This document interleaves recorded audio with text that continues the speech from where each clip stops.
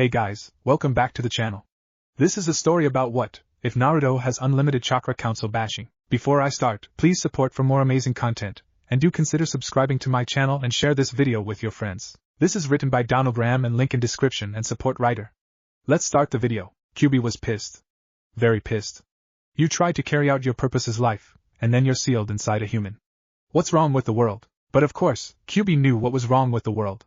It was his job to make it right again. The Bijou had been placed on this earth solely to deliver swift and fatal judgment to any who upset the balance of the world. Of course, nearly all of them had gone mad with power, or had chosen to ignore their sacred charge. Kyuubi was probably the only Bijou who actually tried to keep things in order. Kyuubi howled, so loud that the walls of his newfound cage shook.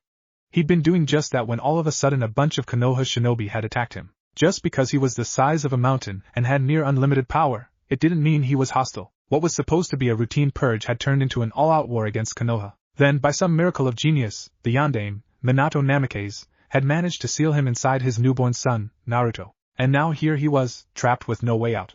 Kyuubi fumed for a while, trying several times to bust down the cage doors, before he calmed down. Not like this is the kid's fault. Hell, the whole village is probably gonna hate his guts. Kyuubi sighed. The boy would be a pariah from day one, all because he was the Kyuubi's new jailkeeper. Kyuubi contemplated anyway that he could lighten the load for Naruto. He really was a very kind creature. His ancient mind scanned the possibilities and outcomes faster than you could remember that 2 + 2 is 4. My options are limited. I'm stuck in here. However, knowing what he's going to be should help. Kyuubi had no doubt that Naruto would follow in his father's footsteps. Even now, Kyuubi could sense that the boy's chakra reserves were abnormally high. A bloodline should be appropriate. Kyuubi closed his eyes and focused.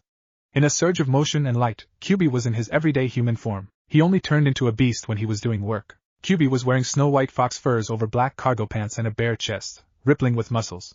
His skin was tan, with a reddish tinge. His face was angular, with blood-red eyes, whisker marks, and extended canines. His shaggy shoulder-length hair was the color of a high-grade ruby. Kyuubi reached into his pockets. The pockets were really gateways to pocket universes. Unlimited storage space. Kyuubi reached around until he felt a large crystal. He pulled it out. Creating bloodlines was really very easy. If you were a Bijou. The crystals were really a solid form of pure chakra. Add a little blood, describe the attributes, and you had a bloodline in your hands. Kyuubi slashed his palm with a clawed finger. The cut healed the instant the claw left the flesh, but the blood was still there. Kyuubi carefully rubbed it all over the bloodline crystal. It started to glow, turning into an amorphous lump of energy. Kyuubi considered the possibilities. Nothing concerning the eyes. They had 3 of those already. He could go for big and powerful, but that really wasn't his style. Kyuubi, like the fox he was, preferred stealth and quick kills. Intangibility, Kyuubi said. The bloodline would adapt to the qualities that were listed, changing color to match the quality. The bloodline turned gray. Levitation, super speed. The bloodline was now a mass of rainbow colors. All it needed now was a name, so it could use the context to organize itself. Kyuubi grinned as he enunciated clearly Raishikaku. The light instantly turned into a see-through, eerie white. Kyuubi grinned. When he and Naruto met face to face, he would have a good present to give him. The ghost assassin. 6 years later, Naruto was hiding in an alley. Nobody was chasing him, but he had less chance of being seen if he kept to the shadows. Naruto settled into his hiding place. He would make a break for his shitty apartment just before sunset, when there were the fewest number of people in the streets. Naruto had seen better days. He hadn't had food for a few days since he had no money. Even if he did, he would probably be turned away at the door of any restaurant in town, along with a few injuries inflicted on his person. His tiny ribs were starting to show on his tan skin. Hey you! Naruto froze, like a rabbit trapped in a shaft of bright light. Anyone but me, anyone but me. But of course it was him. Hey, demon scum! Your days have finally come to an end. Naruto turned fearfully. There was a mob of around 200 armed with pitchforks, knives, and torches. Naruto was too scared to cry. Every single time they beat him, it got worse and worse. The pain more and more intense, the hatred more and more potent, and his own fear and sorrow more and more suffocating. Naruto tried to run. Unfortunately, the alley was a dead end. His luck was just that bad. Naruto closed his eyes as the mob ran at him, yelling curses and threats. If he didn't see the glee in their faces, didn't see the pure animosity in their eyes, maybe it wouldn't be so bad. It was a whole new level of pain. Naruto's eyes were frozen shut in terror, so his orientation was thrown completely off. He didn't know up from down. When he could see the blows, at least he could anticipate the hurt. Now even that small luxury was gone. Naruto felt a new kind of discomfort when the angry villagers lit him on fire. Naruto felt blisters pop and flesh burn as the fire ate away at him. It was a mind-numbing, obliterating force, and Naruto knew that this was the end. Naruto silently said goodbye to the dark, cruel world in his head. Fearing that one of his deepest secrets would go unvoiced, Naruto forced himself to speak around the flames. I hate you! I hate all of you! I hate every single heartless demon in this entire village. Naruto felt his strength leave him, as if his last words had taken away the breath of life. Naruto felt like he was farther and farther away. Naruto tried to move. Was this heaven? If it was, it stunk. Naruto felt wet and cold. Maybe he hadn't wound up in heaven. Maybe he had wound up in hell. Then again, hell was supposed to be hot. Focusing all of his energy on the front of his head, Naruto opened his eyes. There wasn't much to see. Just a ceiling that went on forever. Finding himself slightly stronger, Naruto sat up. He was in a large, dank chamber. To his left, a strange man clad in fox furs, who seemed to be in his 20s, was standing behind the bars of a ridiculously large cage. The gap between the bars was easily enough for the man to walk through. Hello there, Naruto. How do you feel? Naruto shuddered. No one ever talked to him like that. As if he was normal. The man noticed Naruto's discomfort. I'm sorry that you've grown up without anyone showing you kindness. I hope you don't feel too strange receiving it for the first time. Naruto nodded slowly. He'd keep his mouth shut until this man proved that he wasn't going to hurt Naruto. So, are you wondering where you are? Naruto only nodded. Kyuubi sighed. The boy was more alone than he had thought. Well, this is your mindscape. It's kind of that place at the back of your mind where you have no idea what's going on inside. Now you're here. Kyuubi held back the impulse to bite his tongue. He was terrible at socializing. Naruto decided that a small question was okay. Why am I here? Kyuubi sighed, audibly. This was going to be a big shock on Naruto's system. You're here because I'm busy rebuilding your body. It was really a mess when you passed out. It's taking all of my efforts to keep you alive. Naruto was puzzled by this. Someone trying to keep him alive? Why? Naruto asked in a cautious manner. Kyuubi decided that there was no way to beat around the bush. I'm trying to keep you alive mostly because I care. But some small reason is that I die if you die. Naruto raised his eyebrows. Who are you exactly? Kyuubi chuckled, a dry laugh with no humor in it. Maybe you'll recognize me like this. In a flash, Kyuubi's normal, albeit intimidating, human form disappeared, to be replaced with a giant fox with 9 red tails. Naruto jumped a full 3 feet in the air. He was just sucking air for a scream when the horrifying fox was replaced with the man. You're the Kyuubi, that demon that attacked the village. But I thought you were dead. Kyuubi shook his head. No human can kill me. I'm simply too powerful. The Yondaime sealed me inside you. Naruto took a few deep breaths to calm down. His mind was racing as every concept he'd held dear was turned upside down. Why would the Yondaime choose me, of all people? Kyuubi considered whether or not to lie. Truth would pay off better in the long run, because you were his son. You, Naruto Uzumaki, are the son of Minato Namikaze, the Yondaime Hokage of Konohagakure, and Kushina Uzumaki, a kunoichi from the former Whirlpool country. Your mother died in childbirth, and your dad died in order to seal me. Naruto sat down, shocked. Part of him was numb, while another part was euphoric. He had parents. Dead parents, but at least he knew he had them. Why are you so nice to me? After all, if what you saw is true, then I is the one holding you back from the real world. Kyuubi smiled. I've consoled myself that it was my own fault. I was supposed to be doing my job, but I got annoyed by some Konoha shinobi who attacked me, and the rest is history. Naruto smiled back. Once you got past the monster, there was a caring person inside Kyuubi. Kyuubi started digging in his pockets. Would like a present?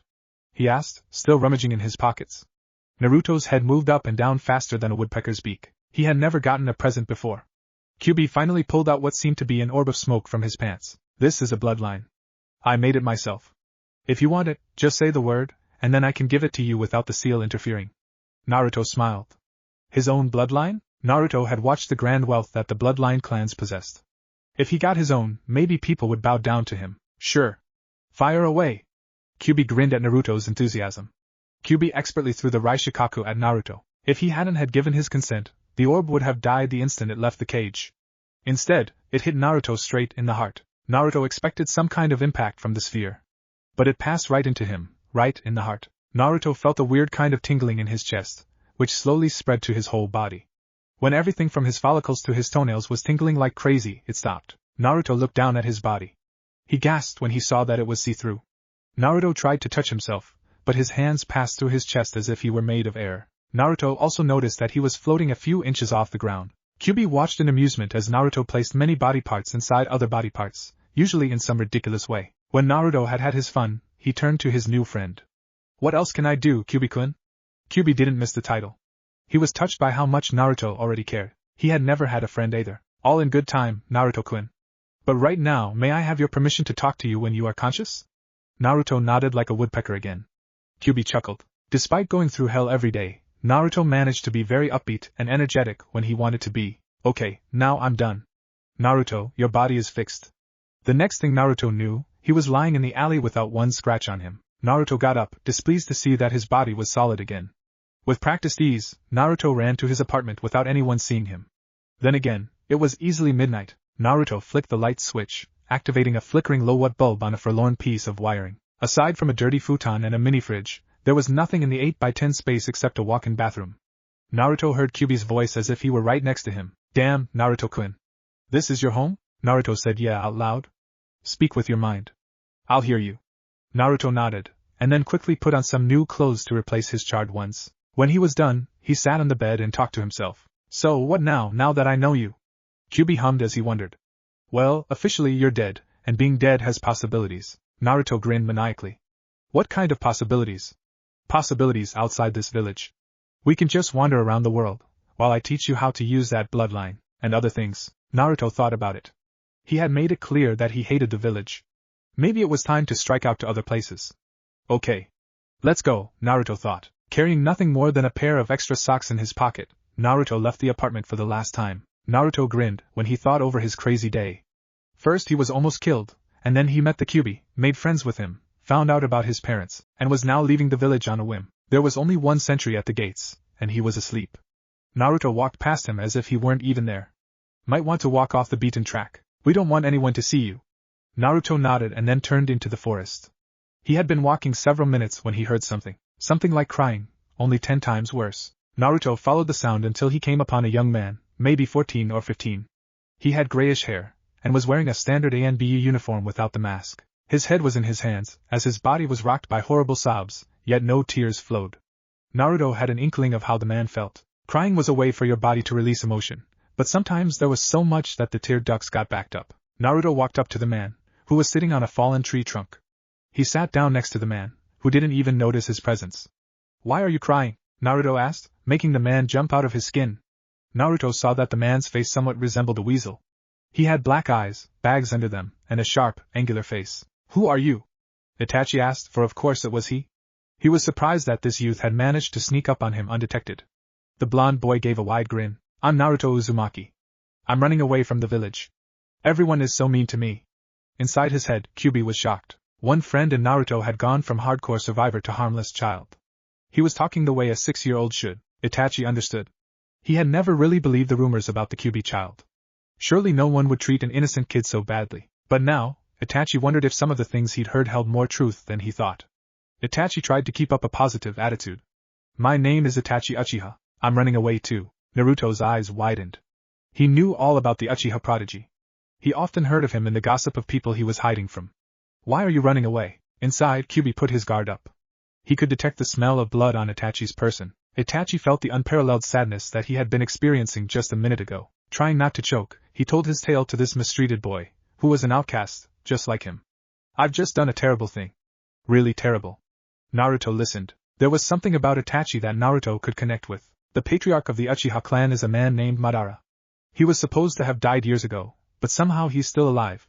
He came to me and whispered into my ear. He told me how my clan was arrogant, pig-headed, nothing but old men who pranced around earning praise just because of their eyes. I heard him, and I believed him. You don't understand what he's like. It was as if he was hypnotizing me, and I was letting him. Anyway, I followed his orders to the letter. I killed my best friend, in order to achieve the Manjiki Sharingan, the highest level of the Sharingan Eye. To emphasize his point, Itachi activated his newfound eyes. Naruto stared. He'd never seen the Sharingan before, let alone the Manjiki Sharingan. It was beautiful, in a dangerous sort of way. Deep inside Naruto, Kyubi's hair was standing on end. It was exactly this kind of evil that had led Kyubi to Konoha in the first place. Anyway, once I had my eyes, Madara gave the clan a week to see if they would improve. Of course they didn't. At these words, Itachi's eyes finally managed to leak. Through his tears, Itachi continued with his story. It was terrible. He made me kill every single person in the clan. Everyone. I saw myself doing it, but I couldn't stop myself. And then my little brother walked in right after I finished my parents.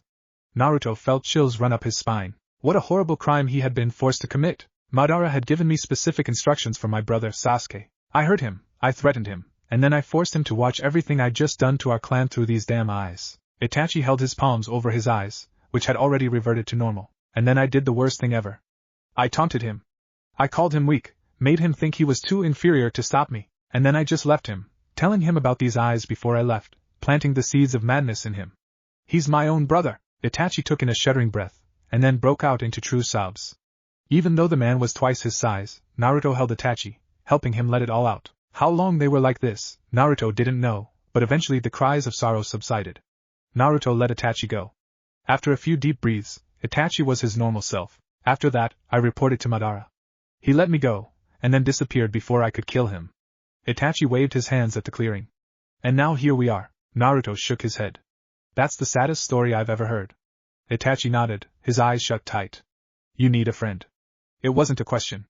Itachi opened his eyes. I just got my first friend myself, and I've never been one before, but I'm sure that I can be your friend. Naruto grinned, a wide joyful grin that made whoever saw it feel that warm, fuzzy feeling. Itachi experimentally mussed up Naruto's hair. Now that he was most likely an S-rank criminal, he would need someone to keep him company, otherwise he'd probably turn into the person he was when Madara had hypnotized him. Okay, you can be my friend. And as your friend, I say that you need some food. A grin graced Itachi's face, the first in Kami knows how long. He reached into his pocket and took out a box of Pocky, strawberry flavor. He offered it to Naruto, who had it out of his hands faster than the eye could blink. Itachi watched in amusement as Naruto scarfed down each stick faster than Itachi ever could have. And in case you don't know, Itachi's record in eating a box was less than 30 seconds. In less time than you would think possible, every crumb was settling down in Naruto's empty stomach. Itachi laughed at the satisfied look on Naruto's face. Again, his first in a long time, Naruto was meticulously checking around to see if there was a tiny crumb that he had missed. You look like you enjoyed that, Itachi said, his voice dripping with sarcasm. Naruto grinned, still in a Pocky-induced haze. Must have more Pocky. Itachi broke out in laughter at that, as they were the exact same words he'd said after having his first box. Itachi stood up, stretching as his body adapted to not being on the tree anymore. Naruto tried to stand up, but failed miserably. When your body is crying out for food, and all you give it is about a pound of flavored sugar all at once, it goes into an insulin coma. Naruto was snoring before he hit the ground. Itachi chuckled. It would be fun to watch this blonde boy grow up. Itachi hoped that he could help Naruto deal with his troubled past. Stooping down, Itachi put Naruto on his back, piggyback style, and walked away, looking for the entire world like a teenager helping his younger brother after a long day. Itachi took off at a fast ninja's pace, aware that pretty soon Anbu and Root would be looking for him. He made for Kumo, not knowing what the future would bring. Naruto woke up to the smell of baking bread. His stomach rumbled, rather loudly. Naruto opened his eyes and stood up. He was in a camp, small but functional, with Itachi standing over a fire, on top of which were rapidly browning buns. Naruto smiled. It had not all been a dream. He really was away from the village full of Kyuubi haters. Just to make sure that last night wasn't a working of his subconscious mind, Naruto yelled in his head, "Kyuubi-kun, are you awake?" His answer was a laugh that could warm the heart of the coldest ninja. Naruto didn't understand why Kyuubi was hated throughout the village. Then he remembered how he looked as a fox. I'm awake now, Naruto grinned. He was surrounded by friends, and there weren't any angry villagers around. He was perfectly content. Then his stomach rumbled again. Itachi looked up, his eyes warm. Naruto-kun, come over here. You look like you could use some fattening up. Naruto was shocked at the title, but he came over anyway. It was possible that Itachi was displacing his feelings for Sasuke onto Naruto, but Naruto was just glad to have a friend, period. Itachi made Naruto wait until the buns cooled, during which time a waterfall of drool came out Naruto's mouth, until he let Naruto dig in. The buns tasted great, with butter already baked in. Itachi-kun, where did you learn to cook? I thought all the Uchiha clan did was train and sit around. Naruto realized how hurtful his words were, and was just about to apologize when Itachi laughed. That is the impression we give off, I suppose? Anyway, to answer your question, you have to take a cooking class, so that if we're undercover as a chef, people don't suspect us. Naruto smiled. The few times he talked to people, they had misinterpreted everything he'd said the wrong way. With Itachi, even hurtful comments got twisted around into jokes. The two of them ate a nice breakfast, occasionally telling jokes. It was awkward for the both of them, but the barriers between them were slowly thinning. Pretty soon, they would be even closer than brothers. When they finished, Naruto took note of his surroundings. Where are we, Itachi-kun? Somewhere near the borders of Kumo. Seeing Naruto's look of confusion, Itachi launched into a short history lesson. Kumo is the nation northeast of Konoha. It's notorious for being a breeding ground for corrupt power and betrayal. A couple years ago, they tried to steal the Byakugan under the pretenses of a treaty. Basically, it's dog eat dog, where only the closest of bonds matter. Itachi smiled. And so we're going there. I'm officially a criminal, but Konoha won't dare come after us once we're past that border. Plus, I hear that Kumo has some of the best food in the world. We can hide out there for a few years easy. Behind his smile, Itachi was worried. Even shinobi had been known to disappear if they wandered the streets of Kumo at night. How a 6-year-old would survive, Itachi had no idea. Naruto grinned. That's fine with me. I've got you to protect me, and even if you're not there, I still got Kyuubi in my bloodline. Naruto was grinning until he noticed the look on Itachi's face. Itachi's jaw was investigating reality on the ground. Not only that, but every inch of his skin was covered in goosebumps. To top it off, he was still as a statue, and Naruto could see that he wasn't breathing. Naruto rushed forward, and proceeded to shake Itachi until he wriggled like a worm. But he still didn't breathe. Naruto slapped Itachi full in the face, but that only brought partial results. Naruto tried to think of any other way of saving people. He only had scraps of knowledge he'd learned through pure gossip, but he thought there was one way, involving a kiss. Naruto shuddered. Was it worth it? Then Naruto saw Itachi start to turn blue. Naruto felt scared, as he realized that if Itachi died, he'd be all alone with no idea where he was. Swallowing his pride and humiliation, Naruto leaned forward, his lips puckered. Fortunately for our blonde hero, the mere sight of a boy leaning in for a kiss was enough to shock Itachi out of his daze. He pushed Naruto away, shuddering in disgust. Naruto wasn't too pleased to be landing on his butt, but he was glad that Itachi was alive again. Sorry, Itachi said, rubbing his cheek as the pain of the slap finally made its way through. It's just what you said. You know about the Kyuubi? And you have a bloodline? Naruto rubbed the back of his head. That's right. I never really explained why I left. Naruto scratched his head as he tried to put things in order in his head. Meanwhile, Itachi waited with bated breath. I got hurt by a mob.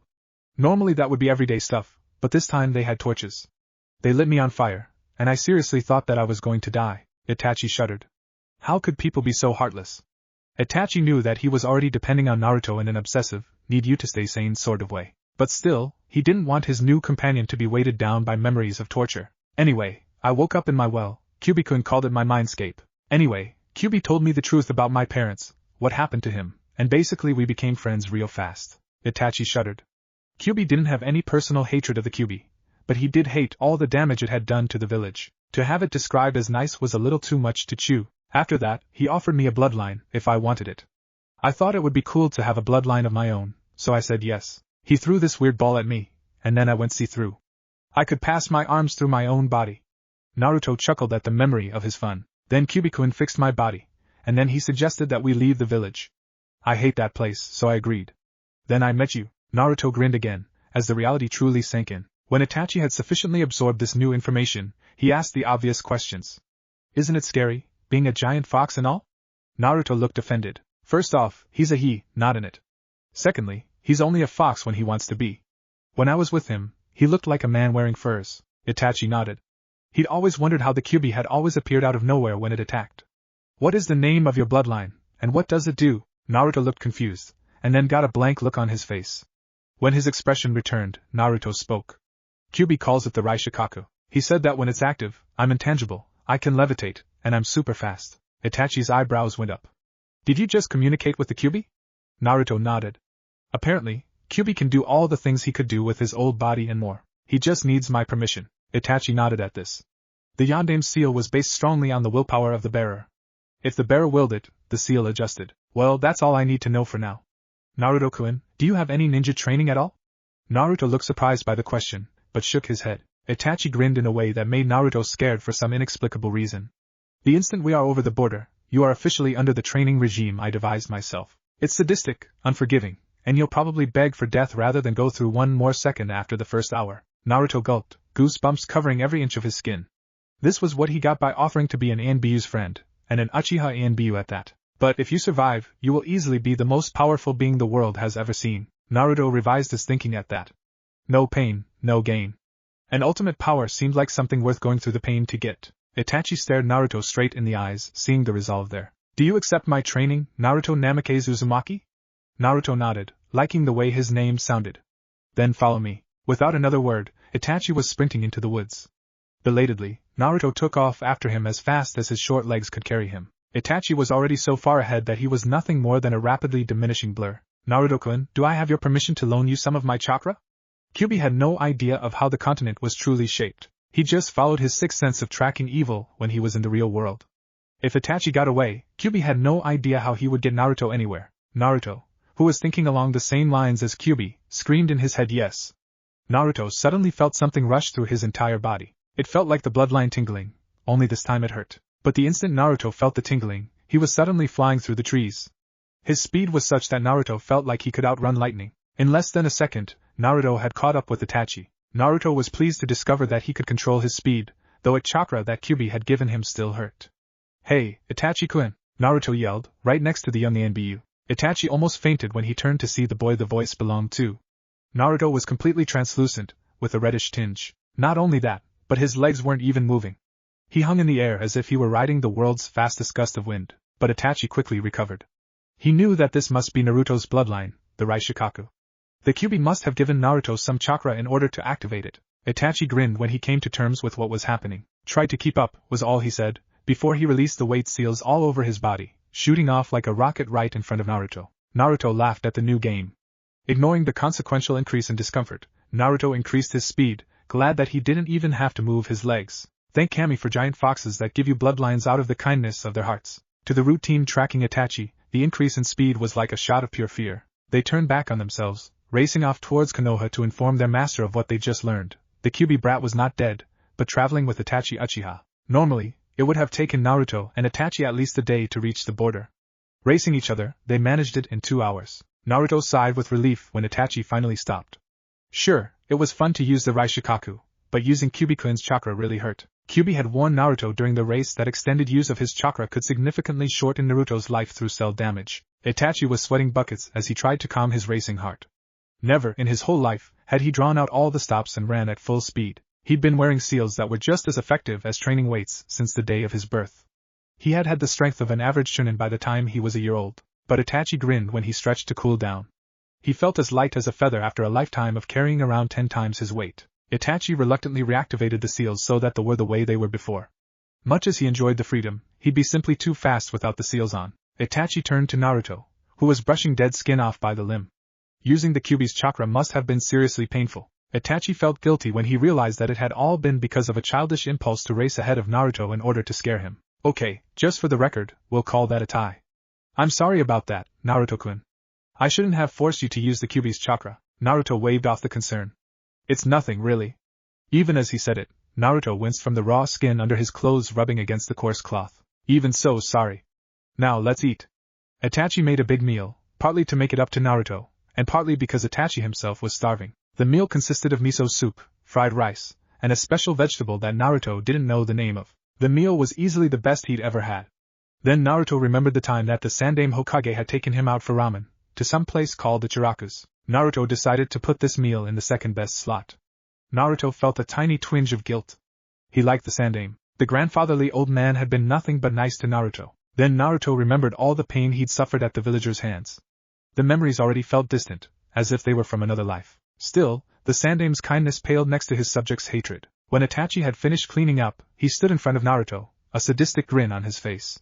Naruto felt a chill run up his spine, and even Kyuubi's hair stood on end. At times, humans could be scarier than even himself. I call this training program the Sebonbaruta or Spine Builder. I devised it to train a generation of ninja more powerful than the Anbu. But of course, like all true genius, it was scorned and rejected. The grin widened, and Naruto's goosebumps grew goosebumps. But luckily, we're no longer part of Konoha. Therefore, we don't have to follow the rules. Itachi pulled out a scroll with the kanji for Step 1 on it. The Sebonbaruta is a 3-step process. Step 1, pure physical exercise, chakra control exercises, and chakra building exercises. Step 2, weapons, strategy, and taijutsu. And Step 3, every jutsu known to kami and man, specially tailored around the trainee's personal style, elemental affinity, and their bloodline, if they have one. Itachi tossed the scroll to Naruto. "I assume you know how to read." Naruto nodded. The orphanage he'd lived in until he was 4 had not completely neglected him. One kind assistant had taught Naruto how to read decently, though he had trouble with some of the more complex kanji. "Read that scroll. It contains the workout routine you will do every day, based on what level you're at. You start with level 1, then move on to Step 2 when you reach level 5, which you do every day until you decide you're too old to do it every day." Naruto opened the scroll. His heart went down to his shoes. The routine would make a bodybuilder quake with fear. The schedule mapped out the whole day, starting at 5 a.m. and ending at 7 p.m. It started out with a solid 5 hours of intense workouts that used as many muscles as possible at once. Then Naruto would meditate until lunch, while balancing a large rock on his head, trying to feel the flow of chakra within him. Afterwards he would combine the two, keeping balance on a log while his instructor, Itachi, hurled projectiles at him. To wrap up the day, he would do laps and sprints. The schedule even mapped out meals, full of ingredients that Naruto had never even heard of. Just when Naruto thought it couldn't get worse, he saw a section near the bottom. Weight seal calibration? Naruto asked, his young mouth stumbling over the big words.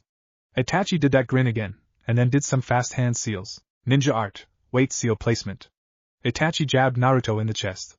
Lines of chakra resembling chains wrapped themselves around Naruto, burning into his skin. When they cleared, Naruto didn't have a scratch on him. Naruto was just about to question Itachi when he did a different set of hand seals.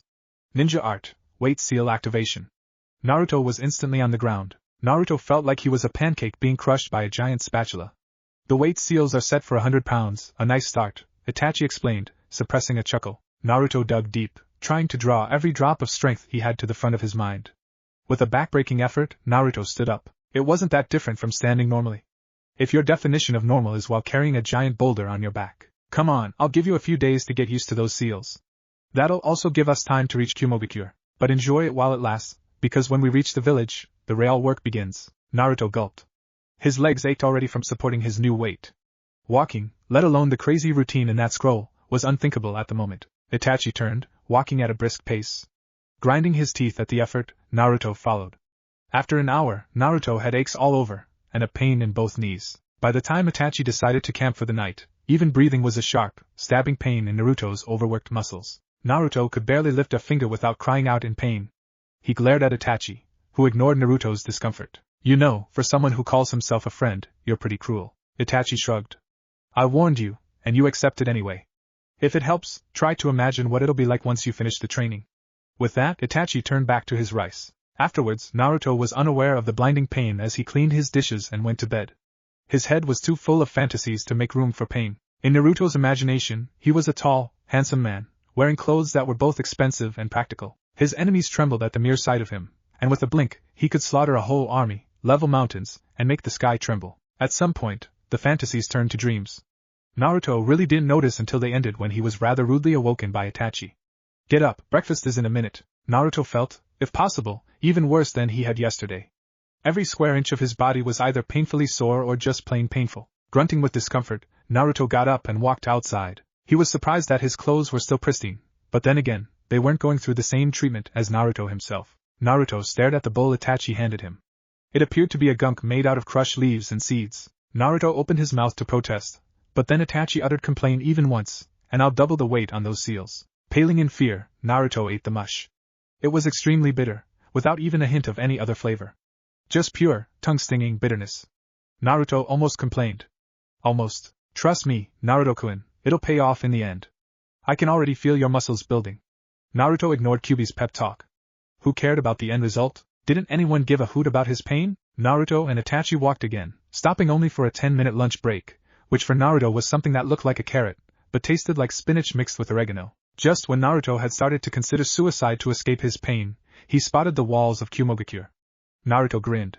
Finally, no more walking. When Naruto and Itachi reached the gate, Itachi did all the talking, while Naruto, following Itachi's instructions, tried to look innocent. Itachi had hidden his headband and had put his armor in a storage scroll, leaving him in a fishnet shirt and black cargo pants. Naruto's only clothes were a white, threadbare shirt with khaki shorts. When the guards asked Itachi for his papers, he discreetly did a few hand seals behind his back. When he spoke again, Naruto was amazed. Itachi's voice sounded like a chorus all on its own. You've already seen our papers. Remember? We're 2 members of this village who left to travel abroad. We're coming back after a long time away from home. The guards were like putty in Itachi's hands. Of course, they said, in a dreamy whisper. Welcome back. Smiling, Itachi strode into the village like he owned it. Naruto followed slowly until they were out of earshot, and then exploded with questions. How did you do that, Itachi-kun? Why was your voice like that? Why did those guards agree? Why? Itachi clamped his hand over Naruto's mouth. When Naruto's lips stopped moving, Itachi spoke. It's called the memory adjustment jutsu. It lets me rewrite a person's short-term memory. Naruto was about to yell how cool that was, when Itachi cut him off. Before you say anything, it has several drawbacks. For starters, I have to be fairly close to the person. Second, the rewrite has to be believable, or the brain rejects it. And finally, if I'm not careful, I could wind up erasing the person's entire memory. Naruto shut his mouth. Still, even with those limitations, the jutsu sounded pretty cool. Itachi scanned the street for a restaurant or an inn, preferably both in one. He would prefer to buy a house, but that would bring too much attention to the both of them. He hit gold when they came across a ramen place with a second floor with rooms for rent. Naruto, while we're in there, let me do all the talking. These people hold no qualms against killing children. Naruto nodded, did his woodpecker nod, which made Itachi laugh. Together, they strode into Satochi's, which was thriving with loud customers. Boisterous laughs mixed with colorful language, giving the mixed message of welcome and danger, stay away. Threading his way through the crowd like the weasel he was, Itachi secured a small table in the corner, Naruto rushing along right behind him. Naruto looked at the weak chair dubiously, but sat in it. He was amazed that it didn't even creak. Itachi-kun, how come this chair is still standing? Itachi grinned, with only a hint of sadistic glee. The seal only affects you, not the surrounding matter. To that chair, you're a thin 6-year-old. Naruto's head turned when he saw a young girl come their way, holding a notepad and pen. She was easily as young as Naruto, but she was swearing like a sailor at the people who cut her off, who were few, as everyone gave her a wide berth. When she reached their table, she put on a sugar-coated smile and asked, in an oddly sweet voice, "Hello there. Welcome to Satochi's, where ramen is the blood in our veins. What can I get you? I'll have whatever your specialty is, and a bottle of aged sake. My brother here will have the miso ramen and a glass of water." The girl switched her gaze from Itachi to Naruto and back again, but she ignored the blindingly obvious differences between them and put down their order. She then made her way to the kitchen, her swearing, if possible, even more obscene. Naruto stared at Itachi. Why on earth had he said they were brothers? Naruto looked as much like Itachi as a lizard looks like a chimpanzee. Faster than you would think possible, the girl was back, expertly balancing their order on a bamboo mat. She handed them their dishes and drinks, along with 2 pairs of chopsticks, and left. The instant the hot noodles hit his tongue, Naruto was in heaven. The noodles were easily better than the ones at Ichiraku's. Insert angry curse at bashing the most sacred restaurant in the Narutoverse. Naruto downed his bowl as fast as his weighted limbs could carry the noodles. Itachi savored his more, chewing with care before swallowing. After downing his sake in one go, Itachi waved a hand in the air. As if from thin air, the girl appeared at their table. "Thank you for eating at Satochi's. How was your ramen?" Itachi gave a small grin. "It was delicious, surprisingly so." The girl grinned. "Like my uncle always says, just because we're a village full of cutthroats, it doesn't mean we should be ill-fed. He owns this place." Itachi nodded. "Is there anything else I can get you?" "Yes, as a matter of fact there is. We're interested in renting a room." The girl's grin turned into a frown fast.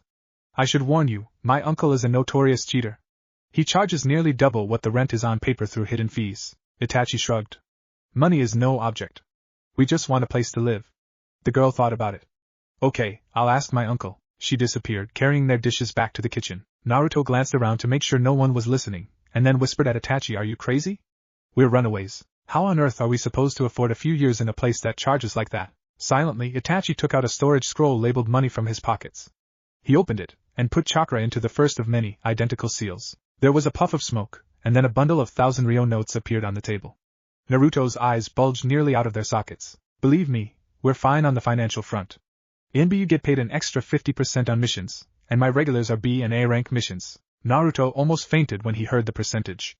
Naruto didn't know the exact price for ninja missions, but he knew that an A rank mission alone could pay for food for a month. The girl came back, a check in hand, along with what seemed to be a contract. She placed them on the table, offering Itachi a pen. He said yes. "Room and board is 2,000 ryo a month." Itachi nodded, signing a false name and handing over 3,000 ryo notes. The girl took the money, and directed them to some stairs near the back. She led them up into a hallway with 3 or 4 doors. She stopped at the one at the end. "Each room has its own bathroom. There are futons and blankets for the both of you." With that, she handed Itachi the key and left to go back to the restaurant below. Itachi opened the door, Naruto closing the door behind them. The place was cozy, just large enough not to be called stuffy. Itachi put his things next to his futon, and then went into the bathroom. Naruto heard the sounds of showering coming from the door. Naruto settled into his new bed.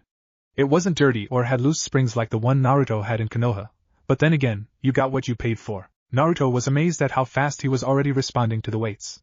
If he didn't think about it, he didn't even notice. That's a good sign. You're the person you were in your dreams in no time. Naruto smiled. His dream self had implanted itself firmly in his mind. When Itachi came out, a towel wrapped around his waist, Naruto asked a question. "Hey Itachi-kun. How long does that Sebonbaruta thing of yours take?" Itachi thought about it for a minute, running his hands through his wet hair. "I originally built it to last 15 years, but I have a feeling that you will finish it much earlier." Naruto gulped. 15 years of doing nothing but train? Naruto wouldn't have it. While Itachi settled himself to sleep, Naruto talked to Kyubi. "Isn't there some way to fast-track this, Kyubi-kun?" I don't want to wait until I'm 21 to be able to kick some butt. Kyubi contemplated it. While he did, Naruto took his first shower ever. Before this, he just used a sponge and a bucket, to save what little money he could find. Naruto sighed with relief as he felt years of dirt fall off his skin. The hot water also helped his muscles relax, banishing the crippling soreness. When Naruto finished drying his hair and himself, he waked right to his bed, and snuggled under the covers, not caring that he was mooning Itachi. A little revenge at the weights. When Naruto was about to fall asleep, Kyubi said, "Come back here." Naruto did no more than nod, and appeared in his mindscape. Kyubi didn't even bat an eye at Naruto's nudity. He was from an entirely different species, and he only wore his clothes to blend in more. Also because of his handy pockets. I've thought of a way to, as you said, fast-track your training. Naruto listened with rapt attention. With your permission, I'm going to start to combine our chakra stores. Not only will you get a power jump, but then my chakra won't hurt. Naruto considered it. Even slowly, getting the Kyubi's chakra stores would greatly increase his power. Plus, Naruto remembered all too well the burning tingle of Kyubi's chakra. Okay, you have my permission. Kyubi grinned. Since your chakra is affected by a bloodline I made, this should go faster than if you had just normal chakra. With that, Kyubi settled down into the lotus position.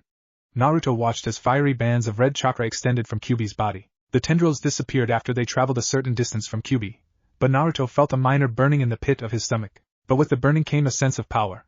It was small, but it was more than Naruto had before. Sleep, Naruto. This is going to take a year in all. You probably don't want to wait here all that time. Naruto nodded, slipping into unconsciousness. He was in the middle of a wonderful dream where his country was declared the most powerful in the land when Itachi kicked him in the side. Naruto groaned, and sat up, looking up at Itachi. The man's face was as cold and unforgiving as ice as he regarded Naruto. Put these clothes on, was all he said, pointing to a fishnet shirt and black cargo pants, exactly like his own. Also included was a pair of red boxers. Naruto put on the clothes, which were a little big on him, but still fit reasonably well. Follow me, Itachi said, striding out of the room. Naruto followed Itachi through the empty streets of Kumogakure, the sun not present except for a slight lightening of the eastern clouds. Naruto followed Itachi deep into the forest, until they came to a clearing that was unadorned except for a log in the middle, standing straight up. Itachi took out the Step 1 scroll, and opened to the Level 1 routine. Alright, Naruto, give me 100 push-ups. The next 5 hours of Naruto's existence were a blur of blood, sweat, and sadistic grins. The small inkling of power from Kyubi helped a little, but not much. When Itachi yelled stop, Naruto sank to the ground, a mass of quivering, sweating flesh. Naruto could physically feel his muscles growing, but he didn't care. There was so much pain. Naruto felt as if his lungs were literally about to explode. Itachi pulled a large, spherical rock from his pocket. He led Naruto to the shade of a tree, and placed it on his head once Naruto obediently, if grudgingly, got into the lotus position. For the next 3 hours I just want you to focus on keeping that rock on your head. Do nothing but keep your focus. With that, Itachi went off to gather ingredients for lunch. Naruto sighed, but followed Itachi's directions. Naruto did nothing but concentrate on the balance of his body and the rock on his head. After an hour, Naruto felt the tingling he'd come to recognize as chakra. He concentrated on it, letting it grow. Itachi watched in amazement not 3 feet away. Naruto had already summoned chakra. And it wasn't normal chakra. Itachi watched as Naruto was enveloped in a white, fluid chakra, resembling smoke. It rolled off of him, turning Naruto translucent, and raising him a few inches off the ground. Itachi was shocked to see the rock turn translucent too. Mental note, Itachi thought. The Raishikaku affects anything touching the user. When the chakra didn't die down after a while, Itachi cleared his throat. Naruto fell on his butt as his bloodline disappeared. Itachi pointed at the pot boiling near the center of the clearing. Go eat, was all Itachi said. He didn't see the point in giving away unnecessary information. Naruto, grumbling under his breath, went to eat the ghastly meal that Itachi had devised. He hadn't had breakfast, and he wasn't appreciative that lunch was nothing but some herby tea. Itachi-kun, Naruto started, grimacing over the tea. Said Weasel looked up. What's with all the plants in my food? They taste horrible. Naruto feared for a second that Itachi would carry through with his threat and double the weight on the seals. But Itachi calmly explained to Naruto, without even a flicker of a hand seal. Well, Naruto, those herbs in your food are of a special genus of vegetable. They have been proven to bolster chakra reserves, and so, naturally, they're in the Sebonburuda. Naruto nodded, and took another swig of dirt. When Itachi put it that way, the herbs just became another step to his dream self. After swallowing every drop, Itachi directed him to the log in the center of the clearing. With Itachi's help, Naruto stood on the top. The core of this exercise is to promote focus and flexibility. You must stay on that log while I throw any and all weapons I choose. For level 1, it's just blunt kunai knives, but that's still a challenge to a beginner. With that, Itachi did a great, fluid dance of destruction. He threw a constant hail of kunai knives at Naruto, who did a miserable job at avoiding them. Naruto needed every drop of concentration he had to just stop the log from toppling beneath him. He had none left to try and dodge the blunt kunai that caused bruises the moment they hit. After 2 long hours of this torture, during which time Naruto got a slightly better balance on the log, Itachi finally stopped his bombardment. Out of 250 kunai, you dodged 3. Pitiful. Naruto sighed, just happy that it was over. Come down from there, Itachi said. The moment Naruto touched the ground, Itachi went into a set of hand seals that instantly put Naruto on edge. Ninja art, weight seal increase. Naruto was kissing dirt before he could do so much as blink. I've only added another 50 pounds, but I guess with your exhaustion level, that's quite a bit too much. Itachi helped Naruto up, dusting him off. Naruto stared at Itachi. Do you have a split personality or something? Itachi grinned, standing up to his full height. No, but my kind side has been known to be a bit random in its showing. Naruto didn't understand the complex language, but decided that it didn't really matter. Itachi started to walk back towards Kumogakure. Naruto followed him eagerly, hoping that out of the goodness of his heart, Itachi had decided to end the day early. But Naruto's hopes were crushed when Itachi stopped a few feet from the walls and turned to Naruto, with that grin on his face. You will run around this entire village, as fast as you can manage, for the next 3 hours. We will not move to level 2 until you can do 100 laps in that time. A little geography lesson. Kumogakure is one of the larger ninja villages, almost 1.5 miles in diameter. Naruto paled as he thought of all that running in his head. Naruto was just about to whine like the child he was when he realized something. Whining doesn't make things go away. With Itachi it made them worse. So, even though Naruto would have gladly have a kunai shoved through his brain rather than go on one more second, Naruto started jogging. Even though the terrain was pretty flat, it was still hell on earth for Naruto. He was ready to drop after the first lap, but demonstrating the will of fire that had been passed down to him from his father, Naruto kept on going. At every single moment of his agony, Naruto was ready to quit. But he didn't. He forced himself to run lap after lap until Itachi signaled at him to stop. Naruto felt like a handicapped ant forced to carry an elephant. Naruto felt like he was literally about to die. Come on, Naruto, we're nearly done. Itachi patted Naruto on the back, which was a bad idea as it caused Naruto to fall flat on his face. Itachi was about to help him up, when Naruto, crying out in pain, picked himself up. Itachi stared at Naruto. This boy has a will stronger than steel. Itachi waited until he was sure that Naruto wasn't about to fall again. You did a good job. You did a good 47 laps. Now I want you to sprint to that rock over there and back to me. Keep going until you can do it in less than 30 seconds. Naruto stared at the rock, a good 100 yards away. Naruto knew he was pushing the boundaries of his physical limits. He could die. Then Kyuubi started chanting in his head, no pain, no gain, and you will always be the same. He repeated it over and over again, until it was stuck in Naruto's head like an annoying tune that wouldn't go away. Naruto remembered who he was just a week ago. A helpless, vulnerable boy, who did nothing to fight his fate. Surprising Itachi and himself, Naruto took off at a full sprint to the rock. Naruto felt his muscles tearing, could feel numerous blisters popping all over his body, leaking blood, but he didn't care, because Naruto was done with being weak. If he had to kill himself to become strong, so be it. He would never be helpless ever again. In just under 30 seconds, Naruto made it back to Itachi. Itachi was about to tell Naruto he could stop when the blonde turned around and did it again. And again. And again. Naruto felt the burning as Kyuubi tried to heal him, but he ignored the billion messages from his body and mind begging him to stop. Naruto had put his soul into the sprint, and Naruto's soul was unbreakable. Itachi could do nothing but stare as Naruto finished the sprint in faster and faster times, until he managed it in 15 seconds. There, his brain forcefully pulled the off switch. Naruto collapsed, his body going into a desperately needed sleep. Itachi stared. Never, in his wildest dreams, had he imagined that anyone could possess such determination. Naruto, on his first day of the Seibunburuda, had managed a level 3 time on the sprint. Itachi just shook his head in disbelief. Naruto was truly Minato's son. Itachi scooped Naruto up, and silently took him back to Zatochi's. Ignoring the chaos of the restaurant, Itachi took Naruto up to their room. Itachi ordered the largest ramen bowl the place had, then slowly fed it to Naruto, who was just conscious enough to chew and swallow. From that day forward, Naruto was a changed man. Every single day, he pushed himself beyond the breaking point, giving himself over to the Seibunburuda. And every single day, Itachi would carry the semi-conscious Naruto to their room, and silently feed him a dinner large enough for 3 starving men. Naruto developed a kind of sixth sense, the ability to completely ignore pain that would put any rational person into a coma. He did nothing but train, not even sparing time to talk to Itachi, who was silent most of the time anyway, because in Naruto's mind, there was only one option. Either become someone that would never be helpless, or die. Itachi had originally estimated that step 1 of the Seibunburuda would take 10 years, as each level was 10 times worse than the last. Even Itachi himself would have probably taken a year and a half to master level 1. But Naruto had managed to achieve and maintain level 5 in just over 3 years. No one in Konoha, even if they had a photographic memory and the keenest eyes in the world, would be able to recognize Naruto now. His beautiful blonde hair had taken on an animalistic quality, with bright flashes of white thrown into the mass, no doubt due to the enormity of Naruto's chakra. His eyes, while still caring, were almost too scary to look at, because they had a hard, ice-like quality that would probably freeze hell over twice if fully unleashed. The inhuman workouts, plus Kyuubi's own influence, had pushed Naruto into early puberty. He was already above 5 feet, and growing more every month, but the thing most changed was the body. At first glance at Naruto's muscles, you would say that he was reasonably well-muscled for a 9-year-old. His biceps were noticeable, and he had a flat stomach with just the hint of a six-pack. But if you felt them, you would be shocked, because they were as hard as steel, having been compacted to the point that 1 square inch yielded the same level of strength as a bodybuilder's entire arm. Itachi shivered in amazement.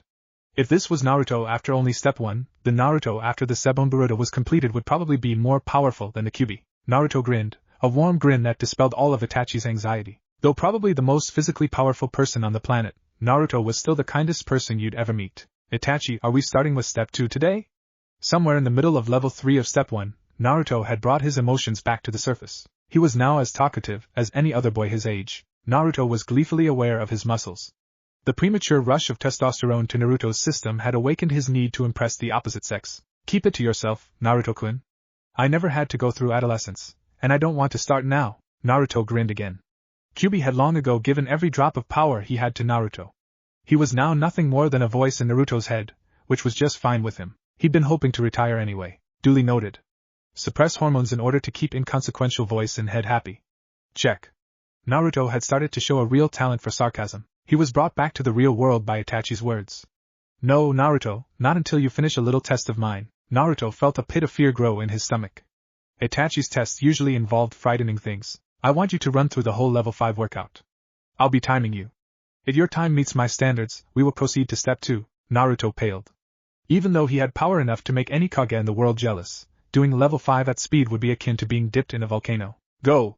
Naruto took off, going through the routine that he had only just mastered. And so, aware of every second that ticked by, Naruto did 1,000 handstand push-ups, 1,000 one-leg squats, alternating between each foot, and several other exercises. When he had finished, Naruto went into the shade of a tree and balanced boulders and numerous crooks in his body, leaving him standing on one leg. Doing this, while trying not to fall painfully, Naruto tried to summon every drop of chakra he had. Had not Itachi put chakra-proof barriers and camouflage genjutsu around the clearing, Naruto's chakra surge would have alerted every chakra-sensitive person on the continent. Flaring out from him, a near-solid mass of smoke-like chakra formed into a nine-tailed fox. Naruto's chakra, if allowed to roam freely, always formed into the beast that had created it. When Itachi, so used to the phenomenon he didn't even blink, nodded, Naruto withdrew his chakra and dropped the boulders. Naruto then, with practiced skill, climbed onto the log in the clearing, now scarred from the years of its use. Itachi grinned. This was his favorite part of the day. Withdrawing every weapon scroll he had, some containing objects that had been deemed too destructive for Konoha, Itachi, with a fluidity that would make any dancer turn green with envy, then proceeded to throw every single thing he had at Naruto, almost as fast as he summoned them. Naruto, trying to watch every direction at once, dodged every single one. Bombs, chains, spiked whips, kunai, swords, giant shuriken, and any other weapon you could think of flew towards Naruto. When all of Itachi's scrolls were spent, and Itachi had made sure that Naruto had dodged everything, Naruto went to the walls of Kumogakure, and tried to do the crazy 1,000 laps as fast as possible. Most of the time, Naruto cheated and used the Raishikaku on his laps. But he knew that Itachi would watch Naruto's every twitch, so he did his laps the old-fashioned way. Round and around Naruto went, wearing a rut into the ground, as his body started to burn as it were on fire. Finally, when Naruto was starting to worry that he would fail, Itachi signaled to Naruto. Without breaking stride, indeed increasing his already ridiculous pace, Naruto ran towards a clearly marked tree 300 yards away. This was, in Naruto's opinion, the worst part of the workout. Repetitions were easy, times were extremely challenging. Pushing himself to the absolute extreme, Naruto went so fast that he left an image of himself in the air behind him. Naruto collapsed at Itachi's feet. He prayed that his time was good. He felt as if he would die if he took one more step. His pain tolerance could only be set so high. Itachi had a cold, hard look on his face. Naruto closed his eyes, knowing what would follow Itachi's pass. Naruto opened his eyes wide. After a moment, Naruto started to laugh. Naruto's diaphragm, like every other part of his body, was at least twice as strong as a normal person's. His laugh could be heard all around Kumogakure. Itachi, now smiling, helped Naruto up. Tomorrow, we start with this. Reaching into one of his seemingly unlimited pockets, Itachi tossed Naruto a scroll labeled Step 2. Naruto tore open the scroll, eager to see what would replace his workout. It wasn't nearly as bad as Step 1, just a bunch of lessons on tactics and a few hours of weapons training and taijutsu. Naruto was about to grin when he realized that horrifying little footnote. Reflexive weight seal? Naruto asked, with some trepidation. Itachi calmly went into a very scary set of hand seals. Ninja art, weight seal upgrade. There was a flash of chakra, and Naruto thought it didn't work until he moved. While Naruto struggled to move his hand, Itachi explained, the oh-so-familiar sadistic grin on his face. The reflexive weight seal is a more complex version of the normal weight seal. Unlike the normal weight seal, which simply increases your mass, the reflexive weight seal reacts to your every movement, concentrating 500 pounds of resistance to every moving part of your body, individually. Naruto groaned. The council should not have simply said no to the Sebonburuda. They should have burned the scrolls right then and there. But Naruto hadn't completely let go of that frenzied madness he'd had when starting his training. He still whispered no pain, no gain, and you will always be the same, to himself, almost like a prayer. Grunting against the consequential fire, Naruto stood up and entered the village, heading for his and Itachi's home. Satochi's hadn't changed much over the years.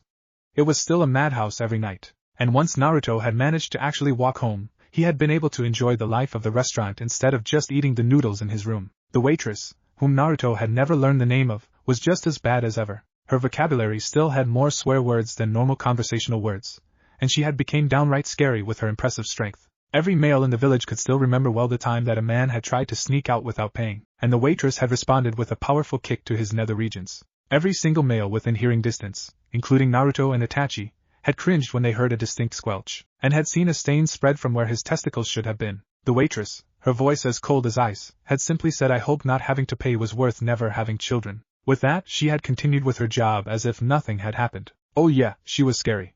And yet, she could still make the transition from sailor to hostess in less than a second. That night, Naruto ate like a king. He scarfed down bowl after bowl, silently cursing Itachi because the reflexive seal made eating almost impossible. The next day, Naruto sat down in the clearing, visibly steaming after a condensed version of the physical workout of level 5. Itachi assumed the voice of a lecturer and began. Naruto, who was still only 9, found the mental exercise almost as exhausting as the physical training he had just gone through. Itachi went through scenario after scenario, asking Naruto what the best course of action would be. He was almost always wrong, and Itachi would respond by asking an even harder question, not before forcing Naruto to do 20 speed push-ups. When this was over, Itachi handed Naruto a training kunai. He then hung up a target on a nearby tree. Hit that bullseye 50 times, and then we'll move on to shuriken. With 500 pounds fighting every single one of your muscles, accuracy isn't the easiest thing to do. Naruto's first shot went wide. So did his 10th. Just after Naruto finally managed to actually hit the target, Itachi took back the kunai. Sloppy work. I expected more. Naruto grimaced. He didn't like being talked down to. Now to taijutsu. Naruto felt like he was being tailored for new clothes. Itachi corrected his posture to the minutest detail, and then further criticized him when he did the simple moves Itachi instructed. And so another year flew by. Every night, Naruto would return to Satochi's feeling like his brain had been beaten by a sledgehammer. Naruto advanced very slowly through strategy, and his accuracy wasn't doing too well either. It's hard to control the path of a projectile when you're working muscles in your arm you never knew you had. A few weeks after Naruto's 10th birthday, Naruto was wandering around Kumogakure, letting his feet lead him where they may. Naruto had the strategy skills of a beginner shogi player, which was still better than nothing. He mastered taijutsu stances easily. It was just keeping himself in perfect position that was the problem. His accuracy was getting to the point that his misses were the exception, not the rule, which was why he had the day off. Itachi was busy looking for a katana, which was next in line, to train Naruto in. Naruto was just going about his business when he felt a sudden pull toward a nearby weapons store. Naruto-kun, there is something calling to you in that store. Better check it out. Naruto nodded, since Kyuubi had more experience in these sorts of things. When Naruto walked into the store, the owner, a small rat-like man, looked surprised to see someone actually enter his store. But then he just settled down. It was just a kid. Naruto looked around, trying to find what was drawing him. He found it in a back corner, a beautiful sword, a silver sheath lying on a mat above it. Naruto did nothing but stare at the blade. It was intricately beautiful, covered in designs that reminded Naruto of windblown clouds. The metal itself was perfectly molded and looked extremely sharp. "What do you want?" the owner asked, sneaking up on Naruto. Naruto asked without hesitation how much for this sword. The shop owner looked shocked. "You don't want this sword. It's cursed. Every person I sell it to returns it within a day, claiming that ghosts riding the winds followed it. I personally don't understand why they don't keep it." This sword is beyond one of a kind. With a weary air, the man launched into the sword's story, sounding like he'd done so a million times. When Kumo had just been built, this strange smith shows up. He builds a house outside the walls and spends all day working at his forge. Whenever people saw him, he had a possessed look in his eye. When they asked what he was doing, he always said, "I'm making a sword." 20 years passed in this fashion, and still no one saw what he was working on. Most people assumed he was making enough swords to open his own shop, but then he came into the village with just one sword, saying that it was the one he worked on all along. Naturally, people thought he was mad. Who spends 20 years on one sword? But people quieted down when gave a demonstration. With expert skill, the shop owner picked up the sword and pulled something out of his pocket. It was a ball of iron. Holding the sharp side of the blade up, the man dropped the ball. It landed on the ground in two halves, sliced cleanly in two. Naruto stared with bugging eyes. That sword was unbelievably sharp. The man put the sword back on its mat, and continued with his story. The man called it the Roaring Whisper. A bit of an oxymoron, I know. Anyway, you'd think he'd sell this to the highest bidder, but he doesn't. He holds onto it like it's what's keeping him alive. One day, the man just disappeared. People went to look for his house, but it wasn't there. The last time anyone saw him was when he came into this shop and handed his sword to my dad. Said that the rightful owner would come to pick it up. The shop owner took another thing out of his pocket. It was a scroll labeled Raging Whisper. He also gave him this. The shopkeeper seemed to shake himself out of his reverie. So anyways, you don't want to buy it. Everyone tried to get their hands on it, but they always gave it back with a look on their face like they had just seen a ghost. Naruto's eyes were drawn to small imperfections in the sheath, which had remained untouched through this whole affair. What are those words on the sheath? Naruto pointed at the letters, which the shop owner didn't even look at. He recited the inscription the way a child recites a nursery rhyme. In the age of the Jinchuriki, a true hero shall be scorned by the burden he carries. But he will forgive all, for the ones who scorned him made his strong. And wielding this sword, the guardian of the wind shall bring peace to the land. A shiver ran up Naruto's spine. He knew what a Jinchuriki was. I'll ask you one more time. How much for the sword? The man sighed. Another cycle of hope and disappointment. If you want the sword, just take it. And the scroll. Just don't bring it back. With that, leaving the scroll next to the Raging Whisper, the man walked into the back of his shop. Naruto put the scroll in his pocket and picked up the sword. He instantly felt an electric shock go through him. The sword felt like it had been made for his hand. Hesitantly, Naruto swung the sword over his head. It felt like an extension of his body. Naruto hurriedly put it in its sheath and ran to Satochi's. Naruto found Itachi on the floor of their room, a bunch of complicated-looking math figures on various pieces of paper in front of him. Oh, hi Naruto-kun. What's that you got in your hands?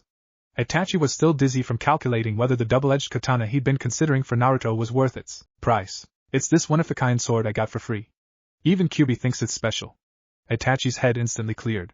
When Abijah thought something was special, it was special. Naruto quickly ran through the entire exchange he'd had in the weapons shop. Itachi was slightly dubious of the sword's alleged power, until Naruto used the sword to cut a training dummy in the corner of the room with barely any effort. When Itachi was satisfied, he asked, "What's in the scroll?" Naruto energetically answered, "Let's check." Naruto opened the scroll, noticing a slight spike in chakra as he did so. The scroll ran out to reveal some very complex-looking forms, but what drew Naruto's eye was the message left by the smith at the beginning. "If you have successfully opened this scroll," the note said, written in a scratchy, oddly majestic handwriting, "then whoever is reading this must be the guardian of the wind, even if you don't know it yet." Naruto felt a wordless feeling flit through the back of his mind. You'll find out what the title implies in your own time. For now, I will simply explain my masterpiece, the Raging Whisper. The sword is one of 5 like it in the whole world. Again, you'll find out about the others soon enough. For now, let's focus on the one you wield. Raging Whisper is made out of the purest chakracite, an extremely rare substance composed of iron ore intergrown with the planet's own chakra. I found a rich mine outside Kumo, and spent 2 decades of my life carefully mining and molding it, until it resulted in this sword. Raging Whisper can cut through any substance except chakracite, in which case it is just like any other sword. Chakracite naturally bonds with any other chakra source it comes in contact with, including the human body. Before long, Raging Whisper will be just as much a part of you as the head on your shoulders. Only use this sword to serve your life's purpose, not for petty whims. Take in mind that you are holding a blade that many powerful beings would, and have, killed for. The message ended there. Naruto felt shaken to his very core. Kyuubi, any idea what he's talking about when he says guardian of the wind? Naruto heard nothing but a negative grunt. Naruto knew that Kyuubi didn't like realizing he was out of a loop, especially one as intricate as this one seemed to be. After finding the Raging Whisperer, Naruto's life seemed to be on fast forward. Naruto quickly mastered the forms listed in the scroll that came with Raging Whisper. Before long, Itachi had remarked that Naruto was the finest swordsman he'd ever seen. Both outcasts quickly learned to treat Raging Whisper with respect. Naruto had been shocked to discover that after pouring chakra into Raging Whisper, it could be manipulated 20 feet away from Naruto in midair, as if it were still in his hand. Naruto also excelled at taijutsu. Before long, Itachi had started to help Naruto develop his own style. After another year, Naruto passed Step 2. After testing Naruto for his elemental affinity, to discover that Naruto had an unnatural affinity for wind, they launched the final phase of the Sebonburuda, Step 3. On the first day of Step 3, Itachi had explained to an excited Naruto, with your wind affinity, the Raishikaku, and Raging Whisper, we're going to focus on the more assassin-like jutsu, which is what a ninja really is in the end. Naruto, with his near-limitless chakra reserves and pinpoint chakra control, had flown through Step 3.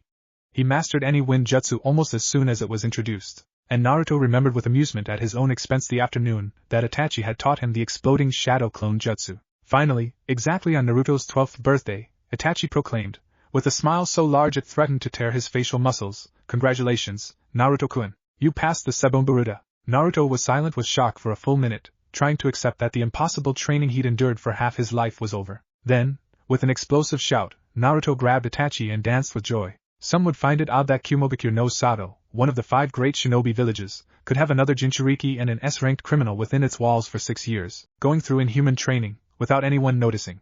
Those people were either ignorant or doubtful of Uchiha Itachi's genjutsu abilities. The instant they had entered the walls, Itachi had cast a multi-layered genjutsu of his own design on himself and on Naruto. It was coded to affect anyone actively molding chakra or spying on the user. It removed the user from the malevolent party's senses of sight, hearing, smell, touch, and even taste, as well as completely masking the user's chakra signature. To the shinobi of Kumogakure, Uchiha Itachi and Uzumaki Naruto did not exist. Meanwhile, the civilians of the survivalist village assumed that the ninja knew everything. Thus, they felt no need to remark upon the strange pair of Dubu brothers that were constantly going in and out of the village. The owner of Zatochi's and his niece didn't report simply because the two were a good source of income, and so did not feel any need to blab to some ninja who might take the paying pair away. The chef, obviously Zatochi, personally liked the pair. They were the first to not try to wheedle their way out of his usurious rent contract. His niece, whom he had forgotten the name of when she'd been left to him as a Yuji baby, was too caught up in working for her uncle to have an opinion of the sole residents of the second floor. The lack of attention was highly agreeable to the duo.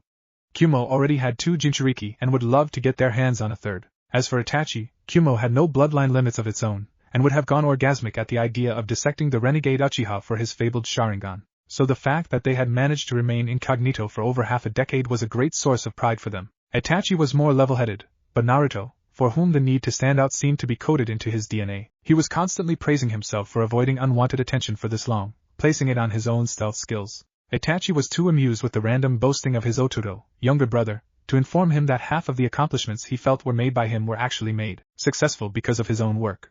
Besides, was it really necessary for Naruto to know that he had blown Itachi 100 meters with the Daitapa, great breakthrough, simply because he had been too preoccupied in watching a butterfly to prepare himself? Of the two, Itachi was the least changed in appearance and attitude. Other than falling into the Kumo habit of letting his gray hair hang free instead of in its usual ponytail, he was the same as the day he walked past the gates: fishnet shirt, black cargo pants, and black shinobi sandals. His face was slightly more lined, but the bags under his eyes were less noticeable.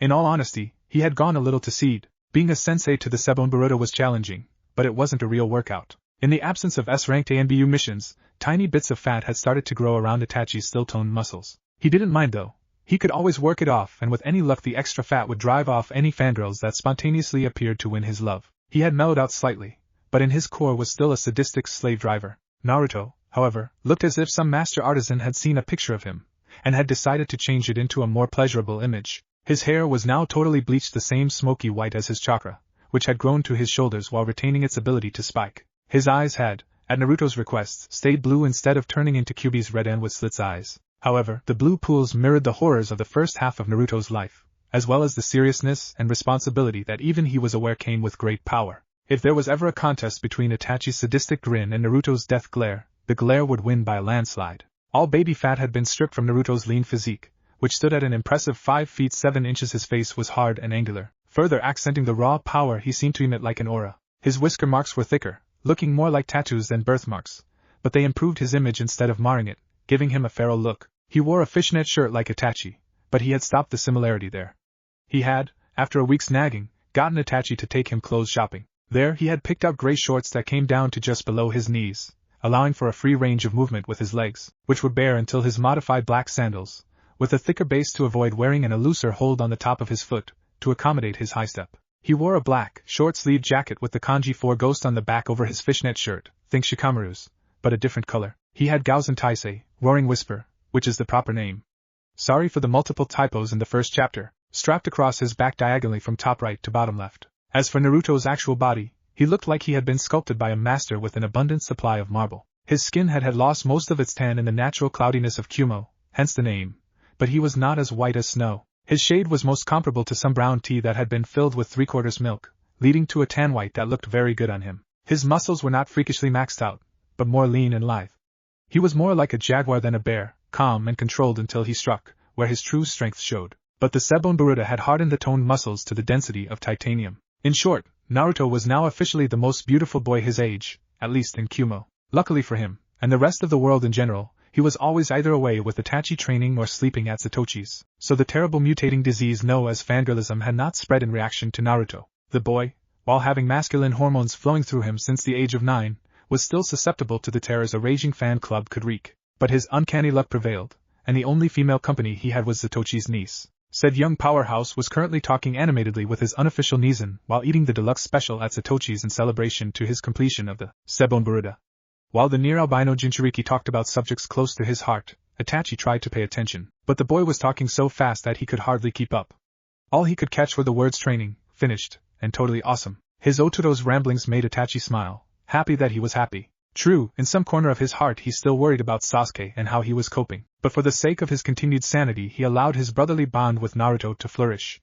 His actions under Madara's influence still haunted his nightmares. Of course, to those who think I'm just giving Naruto free power, the Sebon Buruda was not without its drawbacks, which Itachi had conveniently forgotten to mention. First off, Naruto's muscles burned off calories much faster than a normal human's, which meant that under normal circumstances he would have to eat like a glutinous Akimichi every hour just to survive. However, Kyuubi again showed his worth, by slightly altering Naruto's biochemistry. Due to Kyuubi's tampering, Naruto's body now used up any and all forms of energy entering it, and to maximum effect. What that meant was that now Naruto could absorb energy from the sun through his skin, and perhaps the oddest change, used up every single substance that entered him. This effectively eliminated using the bathroom, since his body now just recycled the waste into new proteins. While Naruto was at first a little creeped out by the idea of never using a toilet again, he now just saw it as a chance to live his life without unnecessary breaks. Another consequence was that should the weight seal ever be removed, the body would be unaccustomed to the consequential monstrous speed, leading to tearing of muscles and possibly organs. However, Kyuubi had once again voided such worries, if unintentionally. The Raishikaku took no strain on the body other than a constant drain in chakra, so Naruto did not have to worry about winding up in the ER because of his speed, since all he had to do was activate his bloodline when his weighted speed was insufficient, instead of releasing the seal. Itachi found it highly amusing that all the flaws in his brilliant training regime were counteracted by Naruto's tenet. The only real worry to the Sebon Buruda in Naruto's case was the high chance of fatality, which he himself had beaten with his unyielding determination. All of this boiled down to one simple fact: Uzumaki Naruto had no strings attached. Totally badass power, and lots of it. Hence the celebrations in progress in Kumo's greatest ramen bar. If the grammar looks weird, it's because my computer wouldn't shut up till I changed it. Naruto ate his meal with the behavior and elegance of a starving dog. Sure, he had turned into a walking generator, but that didn't change the fact that he got hungry very fast. However, Itachi had managed to beat, literally, some manners into him, so he didn't talk while he was shoveling the noodles, steaming broth, and every meat known to man down his throat. He was finished the entire bowl in 2 minutes 37 seconds, less than 1/5 of the standard time it took to eat the obscene amount of ramen for most customers. Not wanting to annoy Itachi too much, Naruto refrained from ordering seconds, while Naruto continued his one-sided conversation where he left off before diving into the bowl. Itachi calmly ate his meal with patience and grace that would not seem out of place in a daimyo's court. As Itachi ate, he was unaware of a customer spying on him. The man was from out of town, and was quite obviously out of place no matter the location. The man's skin was an odd blue color, reminiscent of dolphin skin, and was marred by 6 fins that immediately made any onlookers think of a shark. The man wore a black cloud embossed with red clouds, and carried on his back what seemed to be a sword wrapped in bandages. On his left ring finger, there was a ring with the kanji 4 south. His eyes seemed to lock onto Itachi's every movement, paying no heed to the genjutsu covering him like a thick haze. To most it would be impenetrable, but not to him. Pain-sama had given clear instructions on how to track his target. When Itachi finally finished the last morsel and Naruto ran out of exaggerated anecdotes, the two paid Satochi's niece the bill, and made their way to their room. When the two had settled into their futons, and were just starting to fall asleep, Naruto cleared his throat. With an appropriate amount of trepidation, he voiced an idea that he had been harboring and growing for the past month. Hey Nizan, older brother, what would you say if I told you I wanted to go back to Konoha? Itachi was instantly fully awake and sitting up, staring at his Ototo's back with incredulity and confusion so intense it was almost comical. Almost. I would say that you must have suffered a recent head injury and are spouting nonsense. Naruto winced at that. He didn't like his ideas being written off as unworthy of attention. Why would you say that? Naruto asked. Because going back to Konoha would be suicide, Itachi retorted with all the venom of a striking cobra. But it's our home, Naruto replied, knowing that the feeble excuse would not hold up with Itachi. Itachi forcibly turned Naruto around to face him, a move that would have bruised a more fragile person, so that he could see the mixed apprehension and fear in Itachi's eyes. Itachi's emotional wall from his ANBU days had crumbled over the years, something that he was eternally grateful to whatever god there was for. To deny one's emotions was to deny life itself.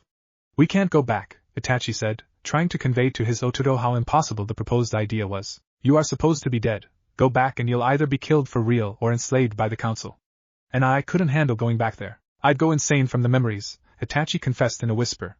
Recollections of that night rose, unbidden, from the depths of Itachi's mind. He involuntarily started to shake. Naruto instinctively patted his Nizan on the shoulder to comfort him, abusing his power to instantly lightening a person's mood to serve his own ends. He needed to make Itachi see his reasons. Itachi, Naruto began, trying to convince the stubborn weasel. I know that Madara mind-fucked you to no end, he said, ignoring Itachi's glare at him for swearing. But think about how Sasuke must be living. He's lived every day for 6 years with the belief that you, the Nizan he looked up to and loved, murdered his and your entire clan in cold blood. He's either gone clinically insane, or developed an Avenger complex. Tell me, would you want your real Ototo, your own flesh and blood, to live, breathe, and exist solely for the chance to kill you and take revenge for your clan? That's no way to live, and when he succeeded, he would have nothing. Do you want that for him? Itachi suppressed the horrors Naruto's words inspired in his mind and gave the blonde his most piercing stare. Stop playing on my inner fears. For what reason on this earth would you want to go to the place where the people on the street, whom you never did anything to, made you want to curl up and die like an insect every second of every day from the intensity of their hate? Naruto didn't flinch or react in any way to the question. The only sign of him hearing was the coldness in his eyes dropping a few more degrees. Naruto began slowly, trying to explain the feelings that had plagued him for weeks without reason. It's true that I hate them, he said, with no trace of any guilt or shame. It was the undeniable truth. But it's not their fault that they made me hate them. They woke up one morning, and they realized that their loved ones, their brothers, sisters, spouses, neighbors, were all dead. They were killed mercilessly and beyond recognition. They woke up, and it was all gone. Naruto's tone caught Itachi's attention. He spoke from understanding, even though he had never had any of those people until Itachi, and even that was not a bond of blood. He spoke like a poet mourning the death in the stories he told. Itachi got chills from the tone. Here was a 12-year-old speaking like an old, withered soul that had seen and experienced every sadness and misery that life had to offer, and was able to sympathize with any other troubled soul. It was true that Naruto had had no one, but if anything that made him understand more. To have actually had those kinds of bonds and then to lose them, Naruto couldn't contemplate the horror. They needed an outlet. Their loss threatened to consume them utterly, to tip them into the abyss and let them fall into the void. Imagine how they felt when they realized that they did have something they could blame it all on, someone to heap their sorrows onto so that they could feel just a little better. Itachi found himself doing just that, all the while shocked with his Ototo's storytelling skills. I was that something. I was the vessel of the very thing that had killed all whom they loved so ruthlessly that they were just blood staining the ground. So, in their infinite loss, they targeted me. They felt that by hurting me, they could hurt that thing that had caused them so much pain and suffering. By hurting me, they were getting their revenge on the demon of demons, the Kyuubi. Inside Naruto's mind, Kyuubi felt like pointing out that he had only come to kill the corrupt, and all those innocents got in his way, but stayed silent because he felt that Naruto was on a roll. Over time, the concept of me as a middleman mutated. I was no longer the container of the Kyuubi. I was the Kyuubi. I was the monster that had hurt them so, and I insulted the memory of those I killed with every breath I took. I was a destroyer, mocking them with my continued existence. Naruto had given considerable thought on how he was perceived by the villagers, and he had come to understand just how much pain the villagers were in. He had long accepted that he had been made to suffer as a scapegoat to ensure the continued sanity of the people of Konohagakure no Sato. The psychology lessons from Itachi had helped, though. I understand why I was treated the way I was, Itachi. That doesn't lessen my hate, but I understand. And I can't let them keep thinking of me that way. Naruto spoke with such emotion that Itachi was startled. My father didn't give up his life so that the villagers he loved could treat his Sochi, son, as if he were some punching bag for them to let out all their hate and anger out onto. For it to continue would insult my parents, myself, and the name of Konohagakure itself. That's why I want to go back. I need to correct this dire mistake. I can't live with this on my conscience. Itachi was surprised with the wisdom in Naruto's words. The way Naruto phrased it, Itachi had half a mind to storm back to Konoha right now and make the villagers see the errors of their ways. Surprising Itachi, Naruto took out Gaozen Taisei and pointed to the inscription on the sheath. In the age of the Jinchuriki, a true hero shall be scorned for the burden he carries. But he will forgive all, for the ones who scorned him made him strong. And wielding this sword, the guardian of the wind shall bring peace to the land. He still didn't know what the last part meant, but he understood the first two lines fine. Naruto read the words with a small smile on his lips, turning to Itachi so that he may bask in its brilliance. Even my sword is trying to tell me to go back. The he will forgive all part, that's exactly what I'm doing. But to forgive, there must be understanding. And how can I forgive the village if all they'll see is the Kyuubi mocking them further? The question was truly unanswerable, so Itachi kept his mouth shut. Besides, all the stuff I said about Sasuke is true. Madara made a mess, and you have to clean it up. If not for your Ototo, then at least for your own peace of mind. Itachi heard Naruto's words, and he thought it over. After he had analyzed the request, he could see that Naruto had every justification to go back to the village, and personally, Itachi had a responsibility to heal his brother of whatever illness the massacre had infected him with.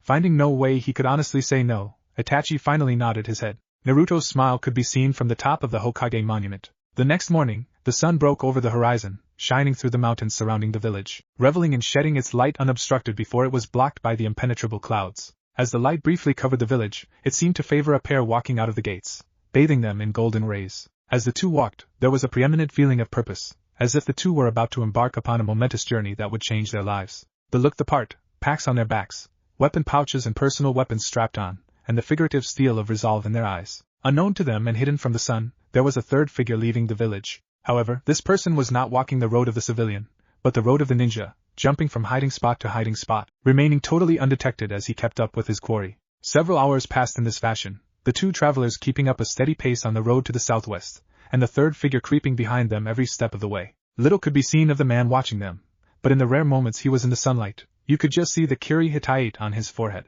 However, the headband was slashed horizontally, apparently by a sharp knife. To some it would seem like the Hittite was merely damaged, but to those that were aware and cautious, they would know what the slash signified, that the one wearing it was a traitor. Despite his outlandish appearance, his skill was great, and he kept below the radar the entire time, no matter that the two he were tracking possessed heightened senses and battle experience. The hunter was just that good. Eventually, the pair walking the normal road came to a stop, and began the myriad but enjoyable operations of preparing the midday meal. The hunter watched them, not missing a detail. The two had apparently known each other for quite some time, for they had mastered the art of communicating with a glance. No conversation was needed, and thus the serenity of nature's symphony continued uninterrupted. The two were slow in their eating, savoring the beauty of the scenery. The hunter waited in patience. He had time, and no need to rush his mission. Finally, the two finished their simple yet filling meal, and started to pack their supplies back into their packs. The hunter decided that now was as good a time as any, and used the moment to reveal himself. Seemingly from nowhere, an aquatic-looking man walked out of the trees towards the pair, who quickly noticed the intruder and instantly put themselves on alert. For a few seconds both parties appraised the other. The shark man noticed how the travelers handled themselves, graceful, conservative, and not a single move made was unnecessary. The pair in turn sized up the hunter, large, slightly restless, with a power that was noticeable even when he was still. There could be no doubt, the two groups were polar opposites of each other. When the traveling pair had recovered from the intrusion sufficiently, the hunter spoke, displaying his serrated teeth. Hello there. I am Hoshigaki Kisame, and I represent Akatsuki. I was wondering if you two would be willing to hear a business offer. Kisame spoke with total confidence, assured in his ability to escape danger should danger arise. Itachi and Naruto noticed this, and raised their guards slightly. This was not a man to mess with. What is this Akatsuki and what deal would it be offering us? Itachi inquired, adopting a civil tone in order to avoid the fight that it was obvious this man was expecting and hoping for. Kisame smiled, and delayed the question. I see you did not inquire as to who I am. Do you already know me by reputation, or do you assume I am some underling for whom the recognition of a name is not worth the effort? The man's muscles tensed minutely, and his body language shifted to show hostility.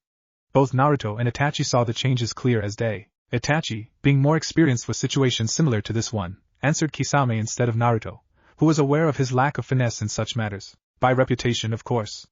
All who are worthy to call themselves a swordsman knows of the infamous Hoshigaki Kisame, a former member of the Mist Seven Swordsmen. Even now, you carry your legendary Samahata, which you used to kill the feudal lords of Mizu no Kuni. Kisame smiled, as if pleased that the tales of his killings had reached the ears of the two. It seems that I am not totally unpopular, despite the efforts Kirigakure makes to brand me a traitor. Those lords were greedy and selfish, concerned more with their personal gain than the genocide that was tearing their country apart. I was doing a public service when I cleaved their heads with Samahata. As Kisame spoke, the covered sword on his back seemed to bulge, as if the blade itself were shivering in the memories of its deeds. Itachi smiled cordially, ignoring the behavior of Kisame's weapon. As pleasant as it is to converse with one as well known as you, I can't help but notice that you haven't answered my questions. What is this deal that this Akatsuki is offering, and what of Akatsuki itself? Kisame smiled, or more accurately showed his teeth. There was far too much predator-like glee in the expression for it to be a true smile. Since you asked so nicely, I'll tell you.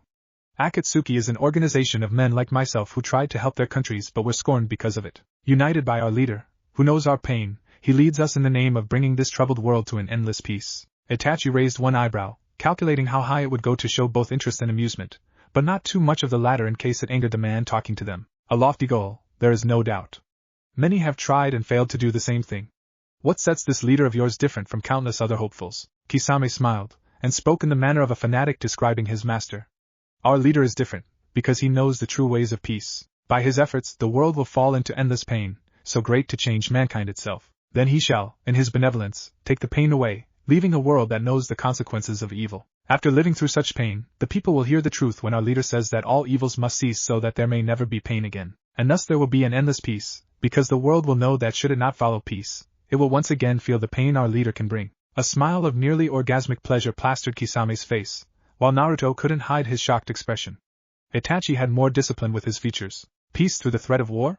A different approach, to be sure, but how this threat would be enough to ensure peace, I cannot see. It is in human nature to quarrel. No outside discomfort, no matter how great, could change the heart of man to its core. Even if it were possible, how would your leader be able to inflict such pain?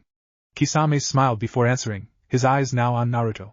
Leader Sama knows pain like no other. He recognizes that the greatest tools of pain were none other than the fabled bijou. In his infinite power and wisdom, he discovered the means to bind the bijou to the will of one man. That is how this peace will last, because if there is war, it will be quelled and destroyed by the beasts that could make the very mountains quake. With the bijou at his and his descendants' disposal, Leader Sama will guarantee the continuation of the world peace, lest the bijou were to deliver retribution. Naruto had gone on high alert from the word bijou. It was only a minimal surprise when Kisame pointed to him. Over the ages, mankind has learned of a way to trap the bijou. We must gather those that house them in order to obtain the will of the beasts. The extraction is lethal, but for the greater good, sacrifices must be made. And what are 9 deaths compared to no death at all except that brought upon by nature's hands? This is our offer, Uchiha Itachi. You killed your clan, who in their arrogance believed themselves gods among men. You know what it means to make sacrifices for the greater good. Give us the Kyubi Jinchuriki as a good faith offer, and we will let you join the ranks of the organization that shall bring the ultimate salvation. Naruto had to forcibly stop his lip muscles from curling into a smirk.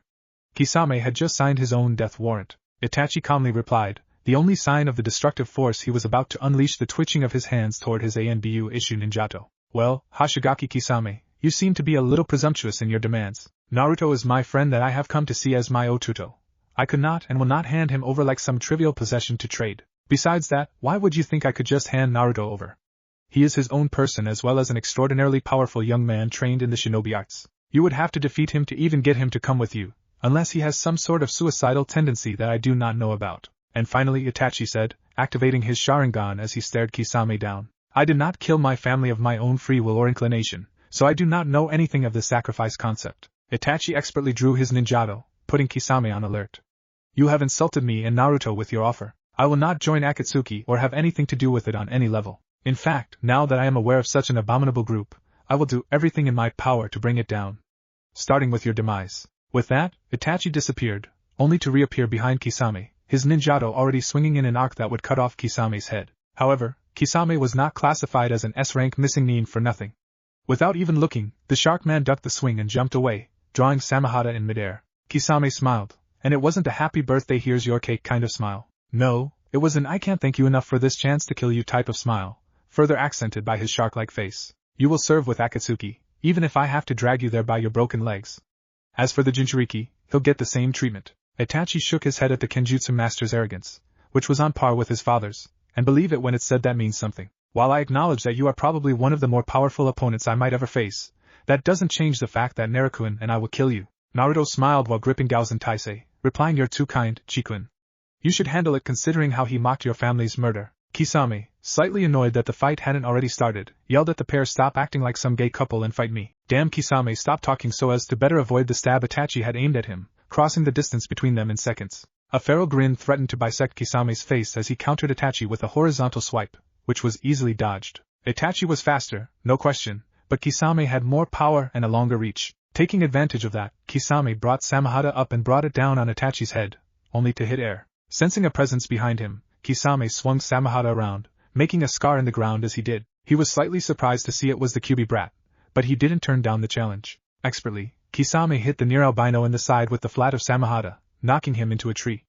Or rather, that's what should have happened. Instead, the boy somehow twisted in the air, almost dancing around Samehada while in midair. Seeing that he wouldn't have time to bring Samehada back to block, Kisame performed a kawarimi. If you don't know what that means, you shouldn't even be reading this. Leaving Naruto to slice a log in half, Kisame was about to lunge at the brat's unprotected back from the cover of the nearby trees, before he heard a cry of Kakakyu no Jutsu, Great Fireball Technique, from his right. When he did hear that, and noticed the giant ball of flame headed towards him out of the corner of his eye, Kisame instead swiped at the offending attack. Samehada greedily ate up the chakra that fueled the fireball, effectively cancelling it. Kisame brought Samehada back up in time to block the swipe that Itachi had aimed at his heart. Before Kisame could hurl the annoying weasel into a thick swath of trees, said weasel said, in a quiet whisper, Bunshin Bakuha, Shadow Clone Explosion. Pure instinct saved Kisame from a few pesky third-degree burns. He performed another kawarimi, avoiding the impressive explosion that occupied where once there was an exact copy of Itachi. Not getting a chance to catch his breath, Kisame was forced to bend over backwards to avoid the barrage of shuriken thrown at him by the Kyuubi brat. Still stuck in a matrix-reminiscent position, the brat formed a single-hand seal before yelling Daitapa, great breakthrough. Following his words, the boy breathed out a gust of chakra-enforced wind headed directly towards Kisame. Performing his third kawarimi in almost as many seconds, Kisame was feeling just a little pissed. This is ridiculous. One of them attacks while the other gets ready for me, and then attacks when I avoid the attack. If I weren't on the receiving end, I'd say that it was the perfect strategy. As it is, I can't even land a hit, and that makes me mad. The instant he was in a new position from the kawarimi, he created a Mizu Bunshin, water clone, and leapt in a random direction. Itachi, going by reflex, attacked the Mizu Bunshin when he saw it with a kunai barrage, while Kisame got just enough breathing room to perform one of his favorite jutsu, Suiton Baku Swishuha, water release. Bursting water collision waves, yelled Kisame, before vomiting a massive quantity of water from his mouth. Naruto had been expecting another kawarimi and unprepared, was swept up in the deluge. Itachi, however, had both experience and an active Sharingan. Almost as if it were choreographed, Itachi leapt above the wave of water headed toward him. As the water settled to create a miniature lake, Itachi almost artfully settled onto the water's surface, turning to face his once again grinning opponent. You had me going for a second there. Now that I'm warmed up, let's get serious. Kisame followed up on his words, by forming a single-hand seal. Itachi raised an eyebrow when the shark man yelled Taju Mizu Bunshin no Jutsu, mass water clone technique. The raised eyebrow quickly became furrowed in concentration when a positive army of Mizu Bunshins rose up out of the water. Hundreds of Kisames smiled like a predator, before one of them roared Itaku, attack. Now, a Mizu Bunshin has only a tenth of the caster's chakra. However, Kisame had such large reserves that each Mizu Bunshin had enough chakra to take on a rookie Chunin. At a parasitic broadsword copied 1,000 times over, and Itachi was not facing good odds. He didn't have enough room to make any Kage Bunshin, again. This is too basic to have to translate, as they would only limit moving room as well as be quickly dispelled by one of Samehada's strikes. He couldn't use Genjutsu, as the clones technically didn't have any brains to manipulate. He could use a wide-area Katon Jutsu, but that would consume too much chakra, assuming the clones didn't avoid it in the first place. Itachi, unfortunately, didn't have enough time to come up with an effective strategy in the time it took for the first of Kisame's clones to reach him. Deciding to simply survive until a better plan came to mind, Itachi avoided the strike and delivered a crippling cut to the clone, returning it to water. Instantly, two more took its place. Adopting a mantra of avoid/repeat, Itachi started to slowly make his way through the legion of clones. Kisame, well aware of Itachi's skills, didn't trust his clones to finish him off. But Kisame had free time, something you should never give any S-rank enemy. Kisame quickly went through hand seals, while Itachi steadily made his way towards his position. Itachi was working at a frenzied pace, trying to reach the original Kisame in time to interrupt whatever plan the swordsman had. But numbers would always slow down skill, and before Itachi was anywhere close to the original Kisame, he heard a cry of Suiton, Sukudan no Jutsu, water release, water shark projectile technique.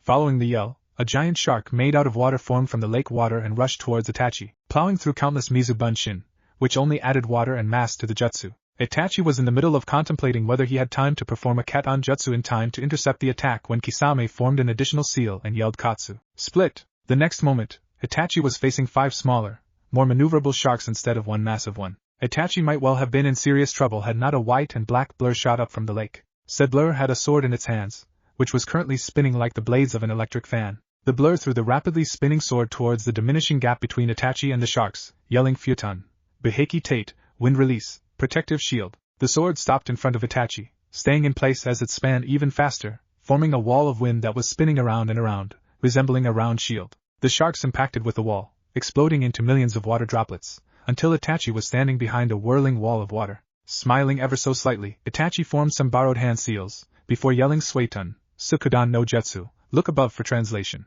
In seconds the wall had reformed into a giant shark, this time filled with wind chakra for extra wind power. Gaozen Taisei came back to Naruto's hand, having been the blur from before. Kisame, while slightly shocked by this turn of events, performed yet another kawarimi with one of the many Mizu Bunshin that still existed. The clone that suddenly occupied Kisame's position didn't last long, being hit by the water shark less than a second later. While when Kisame performed the jutsu, the clones were absorbed into the shark. Itachi's shark had the disadvantages of being both mediocre. Itachi was not a primary water type, and containing residual wind chakra. Therefore, the clone provided just enough resistance for the shark to explode, which upon destruction released both a torrent of water droplets and a blast of wind. Hidden by the mass of clones, Kisame observed the reunited pair of Itachi and Naruto.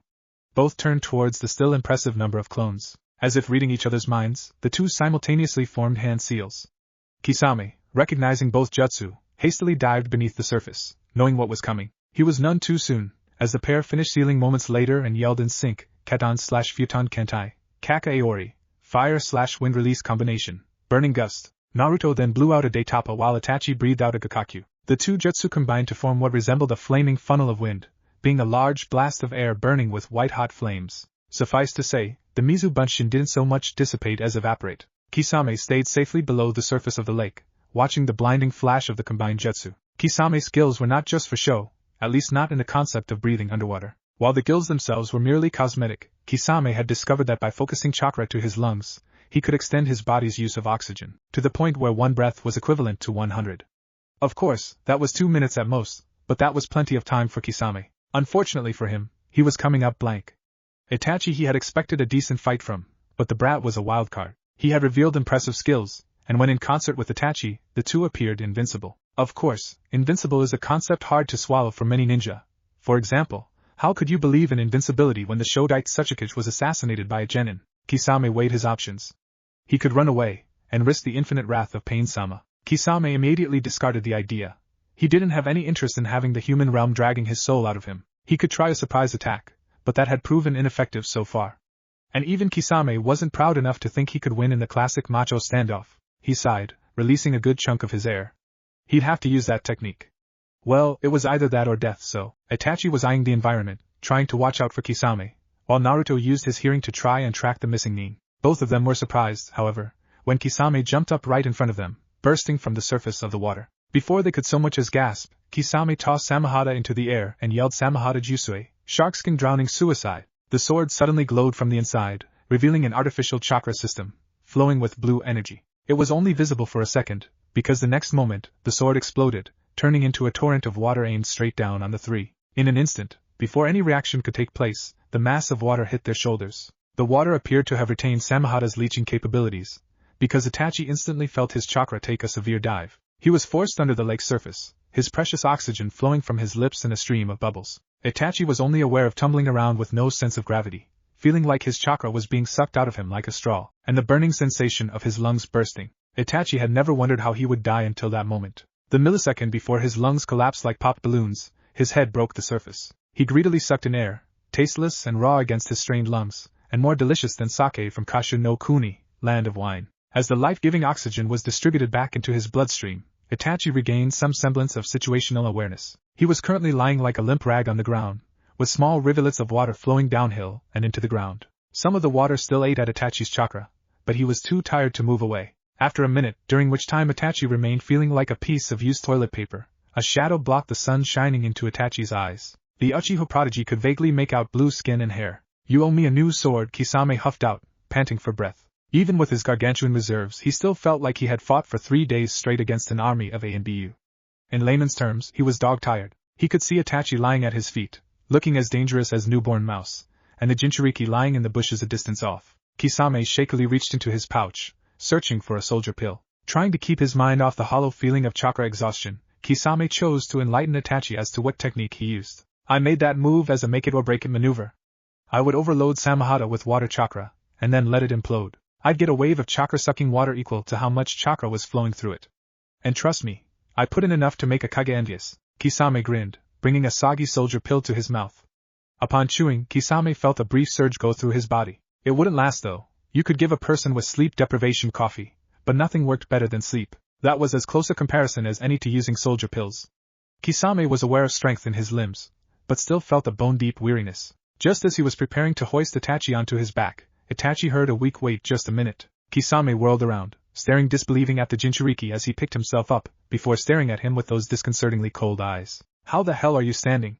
Kisame yelled, unable to accept the images his eyes were sending to his brain. Kisame had the chakra of 2 Kages easy, and he was barely able to move without a soldier pill.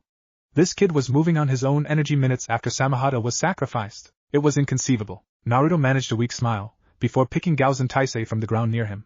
He merely said "I'm Uzumaki Naruto," before he vanished. Kisame had no warning, no itch at the back of his head that identified as his ninja sense. He didn't hear the whisper of feet moving across the ground, or the telltale intake of breath preceding the yell of a jutsu. One moment he was seeing the world, and the next there was only darkness and peace. Naruto stared at the corpse at his feet.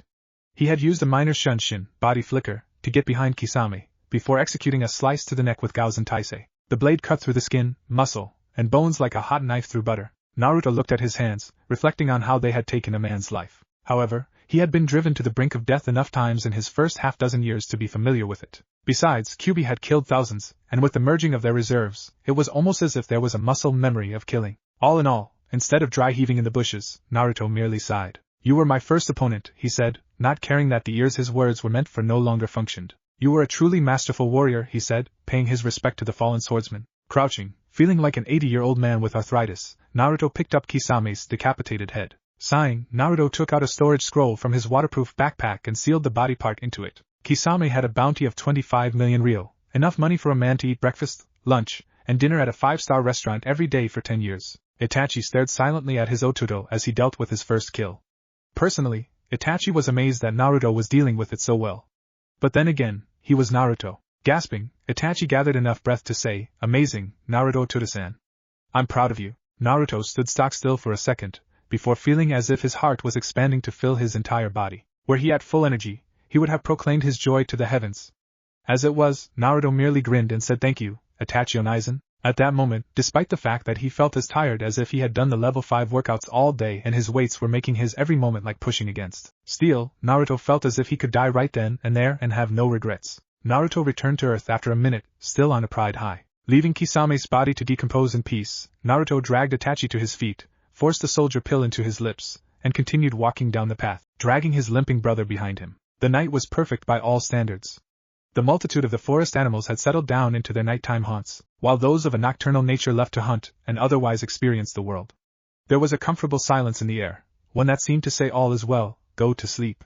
And sleep was surely on the forefront of Naruto's and Itachi's minds when the two painstakingly made a campfire and set about making a halfway decent meal. These actions, normally as easy as breathing, were impaired by the fact that their muscles were screaming so loudly with pain that they were honestly surprised that their cries couldn't be heard.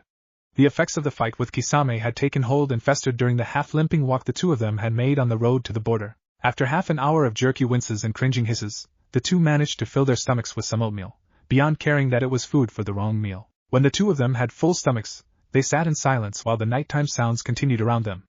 After a time, Naruto, as usual, broke the silence. "So, Itachi, how was I?" Itachi knew what Naruto was talking about, but was too tired to inflate Naruto's ego by only pointing out the good stuff. "You were lucky. You have skill, but experience always trumps talent, and if you didn't have near unlimited chakra reserves from Kyuubi, you would have died at the end." Kisame was an accomplished jonin in Kirigakyo for almost 20 years. "You caught him by surprise and when he was tired. That's all." Naruto flinched from his Nizin's words. "But I got him with all those jutsu. And I practically cut his head off the first swing," Itachi retorted, silencing his Ototo's whining. "Naruto, if you can't take criticism, then you shouldn't be fighting. And no one is perfect, understand that." Naruto, officially rebuked, cringed under Itachi's glare, feeling strangely guilty for his outburst. "I won't deny that you were impressive, considering that this was your first action.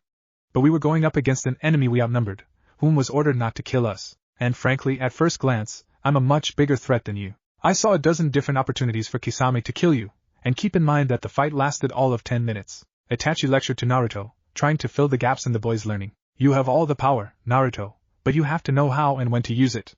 And that comes from experience, something that you are seriously lacking. Against a chunin or a rookie jonin, raw power would win the fight. But in the higher ranks, you are measured by the strength of your enemies, and you can only gain enemies if you beat them or something related to them. How did the Sannin become famous?